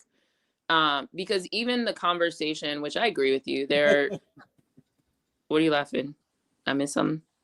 No, because you're in my head going, Ted Lasso, Auntie, Ted Lasso. No, all of a sudden, no, not that you're saying that, but it's like, here they are trying to tell this story, because I just saw a story about how great Ted Lasso is doing with talking about how the struggles of women's soccer leagues trying to grow up. It's like, wow, okay, here we are. And is it for that, or it's a different conversation? But you're in my head right now. Go ahead. That's why I started laughing. Go ahead. My thing is, my challenge still is, because even like some of the people who are covering it from a basketball standpoint, it's still the perspective and the point of view is still rooted from the men's game. And there's not an appreciation for the game for what it is and what the unique aspects are. It's very like, oh, she hoops like a dude. Now I'm interested. And it's always very like trying to make the women's game look like the men's game, because that's the shining example. And I think even that is problematic, of just appreciate the game for what it is. And it doesn't mean there's stuff from the men's game that can't, be applied to the women's game. But I think that the only shining example being the MNBA is also problematic in the discourse that is happening. Like even the Olivia Miles being MVP. Well, in the NBA, we did, and it's like, okay, well, this isn't the MNBA. Like, okay, cool, congrats. This is not the same league. Also, we've already had a rookie win MVP, but people wouldn't know that because they don't actually appreciate the history of this league. So like learn some of the history of the league before just like making these blanket statements, it's just wrong. Like some of the, it's just, even earlier today, some of the conversation we were having are factually wrong. Like people come in and make statements that are not true. Like, Sloot was not carried to the title with Chicago. That is not a factually true statement. So there's just a bigger conversation there. But I know Brittany might have to leave on time. So I'm going to secede my time to Brittany. And then I want to come back to the Kayla Thornton question you had, and we can wrap. But Brittany, anything else you want to, or just in general, add? Or any other hot take that you want to leave us with before you guys get out? No, I don't have any hot takes for today. I don't. Okay. The Kayla Thornton question, though. Oh, let's go. Yeah, I want to hear your what's your hang up on Kayla Thornton thing. Me or Auntie? Auntie. What am I hung up on Kayla Thornton about? Remember, you said you still thought it was Kayla Thornton's team? Yeah. I just expected. So I bought into last year about me and Kayla Thornton's team, and I thought it was more about like next woman up. And so I was expecting as Kayla got more healthy, that it would just go back to being her team. Like, I know that they wanted Kate Martin to be the face of it, but I thought it was Kayla Thornton's team. As she's getting healthy now, I don't know that it's going back to that. So that was just my question to y'all. And then, Commish, you said you didn't think that. So talk me through whose team you thought it was, or was it Kayla's team last year and she lost it, or were they still looking for her identity, or where I got lost on the pathway at? So I think last year that was true. It was more Kayla was more of the lead, like the head of the Valkyries image to me. This year, it feels like it's either Gabby or Veronica are the two. And I think part of the reason why it was Kayla's team last year is because she had just come off of winning a championship. And her all-star year that she had a really good year. Post-injury, though, that team morphed and really became more strength by numbers and that whole approach from how they operated. And then Veronica Burton also took on more a leadership role. So I think it just has evolved over time, that I didn't come into this season thinking it was Kayla Thornton's team. Yeah, I think for it to be her team, it was going to be based off of how she played. I think because she played really well last season. Yes, it was Kate was marketed all over the place, but it definitely felt more like it was Kayla's team this season, because of the way in which she's not back in her full form, or she's not back to where she was last season. So I think that kind of gives opportunities for other people to enter the conversation.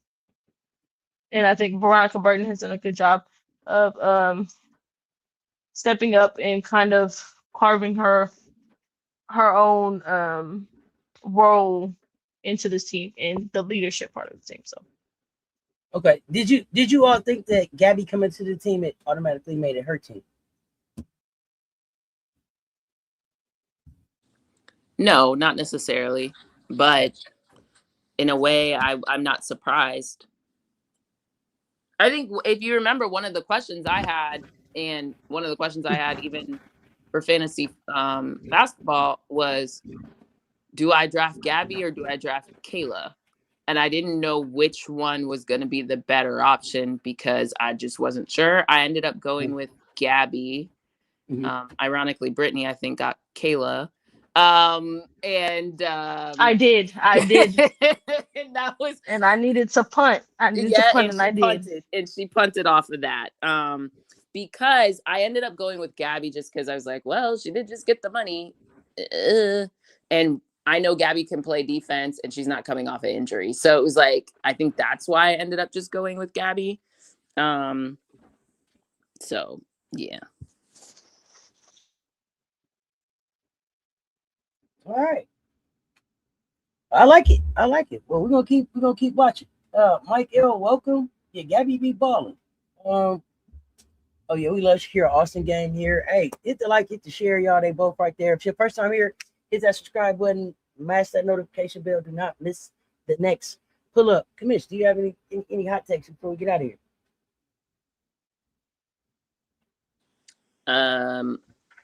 I think I gave mine throughout the course of today, if I had them. I don't think any of mine were particularly hot. I just think they are what I think, but I don't think so.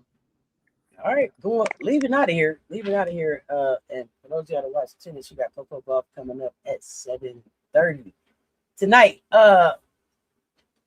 Indiana at New York. Who you got? Both of y'all. Is AB playing? AB is probable, I think, or questionable. If AB playing, I'll take Indiana. If AB not playing, I'll take New York. I think so. Although I think there was a question about JJ playing too, so it's a little tossy. Oh, well, forget this. I'm not going to ask y'all these. I saw a question in the chat. I'm going to ask y'all. This will be the question on the way out. And I don't remember who asked it or who said it. Jonquel Jones to the Aces in the offseason. Thoughts? Do you want her? Do you not want her? What do you think? Can we trade it for Jewel? I don't know if Jonquel is a free agent or whatever. The comment was that she looks unhappy. Yeah, but I think that's a Jonquel special. I don't know. Jonquel should take her ass to Toronto. Ladies, wait.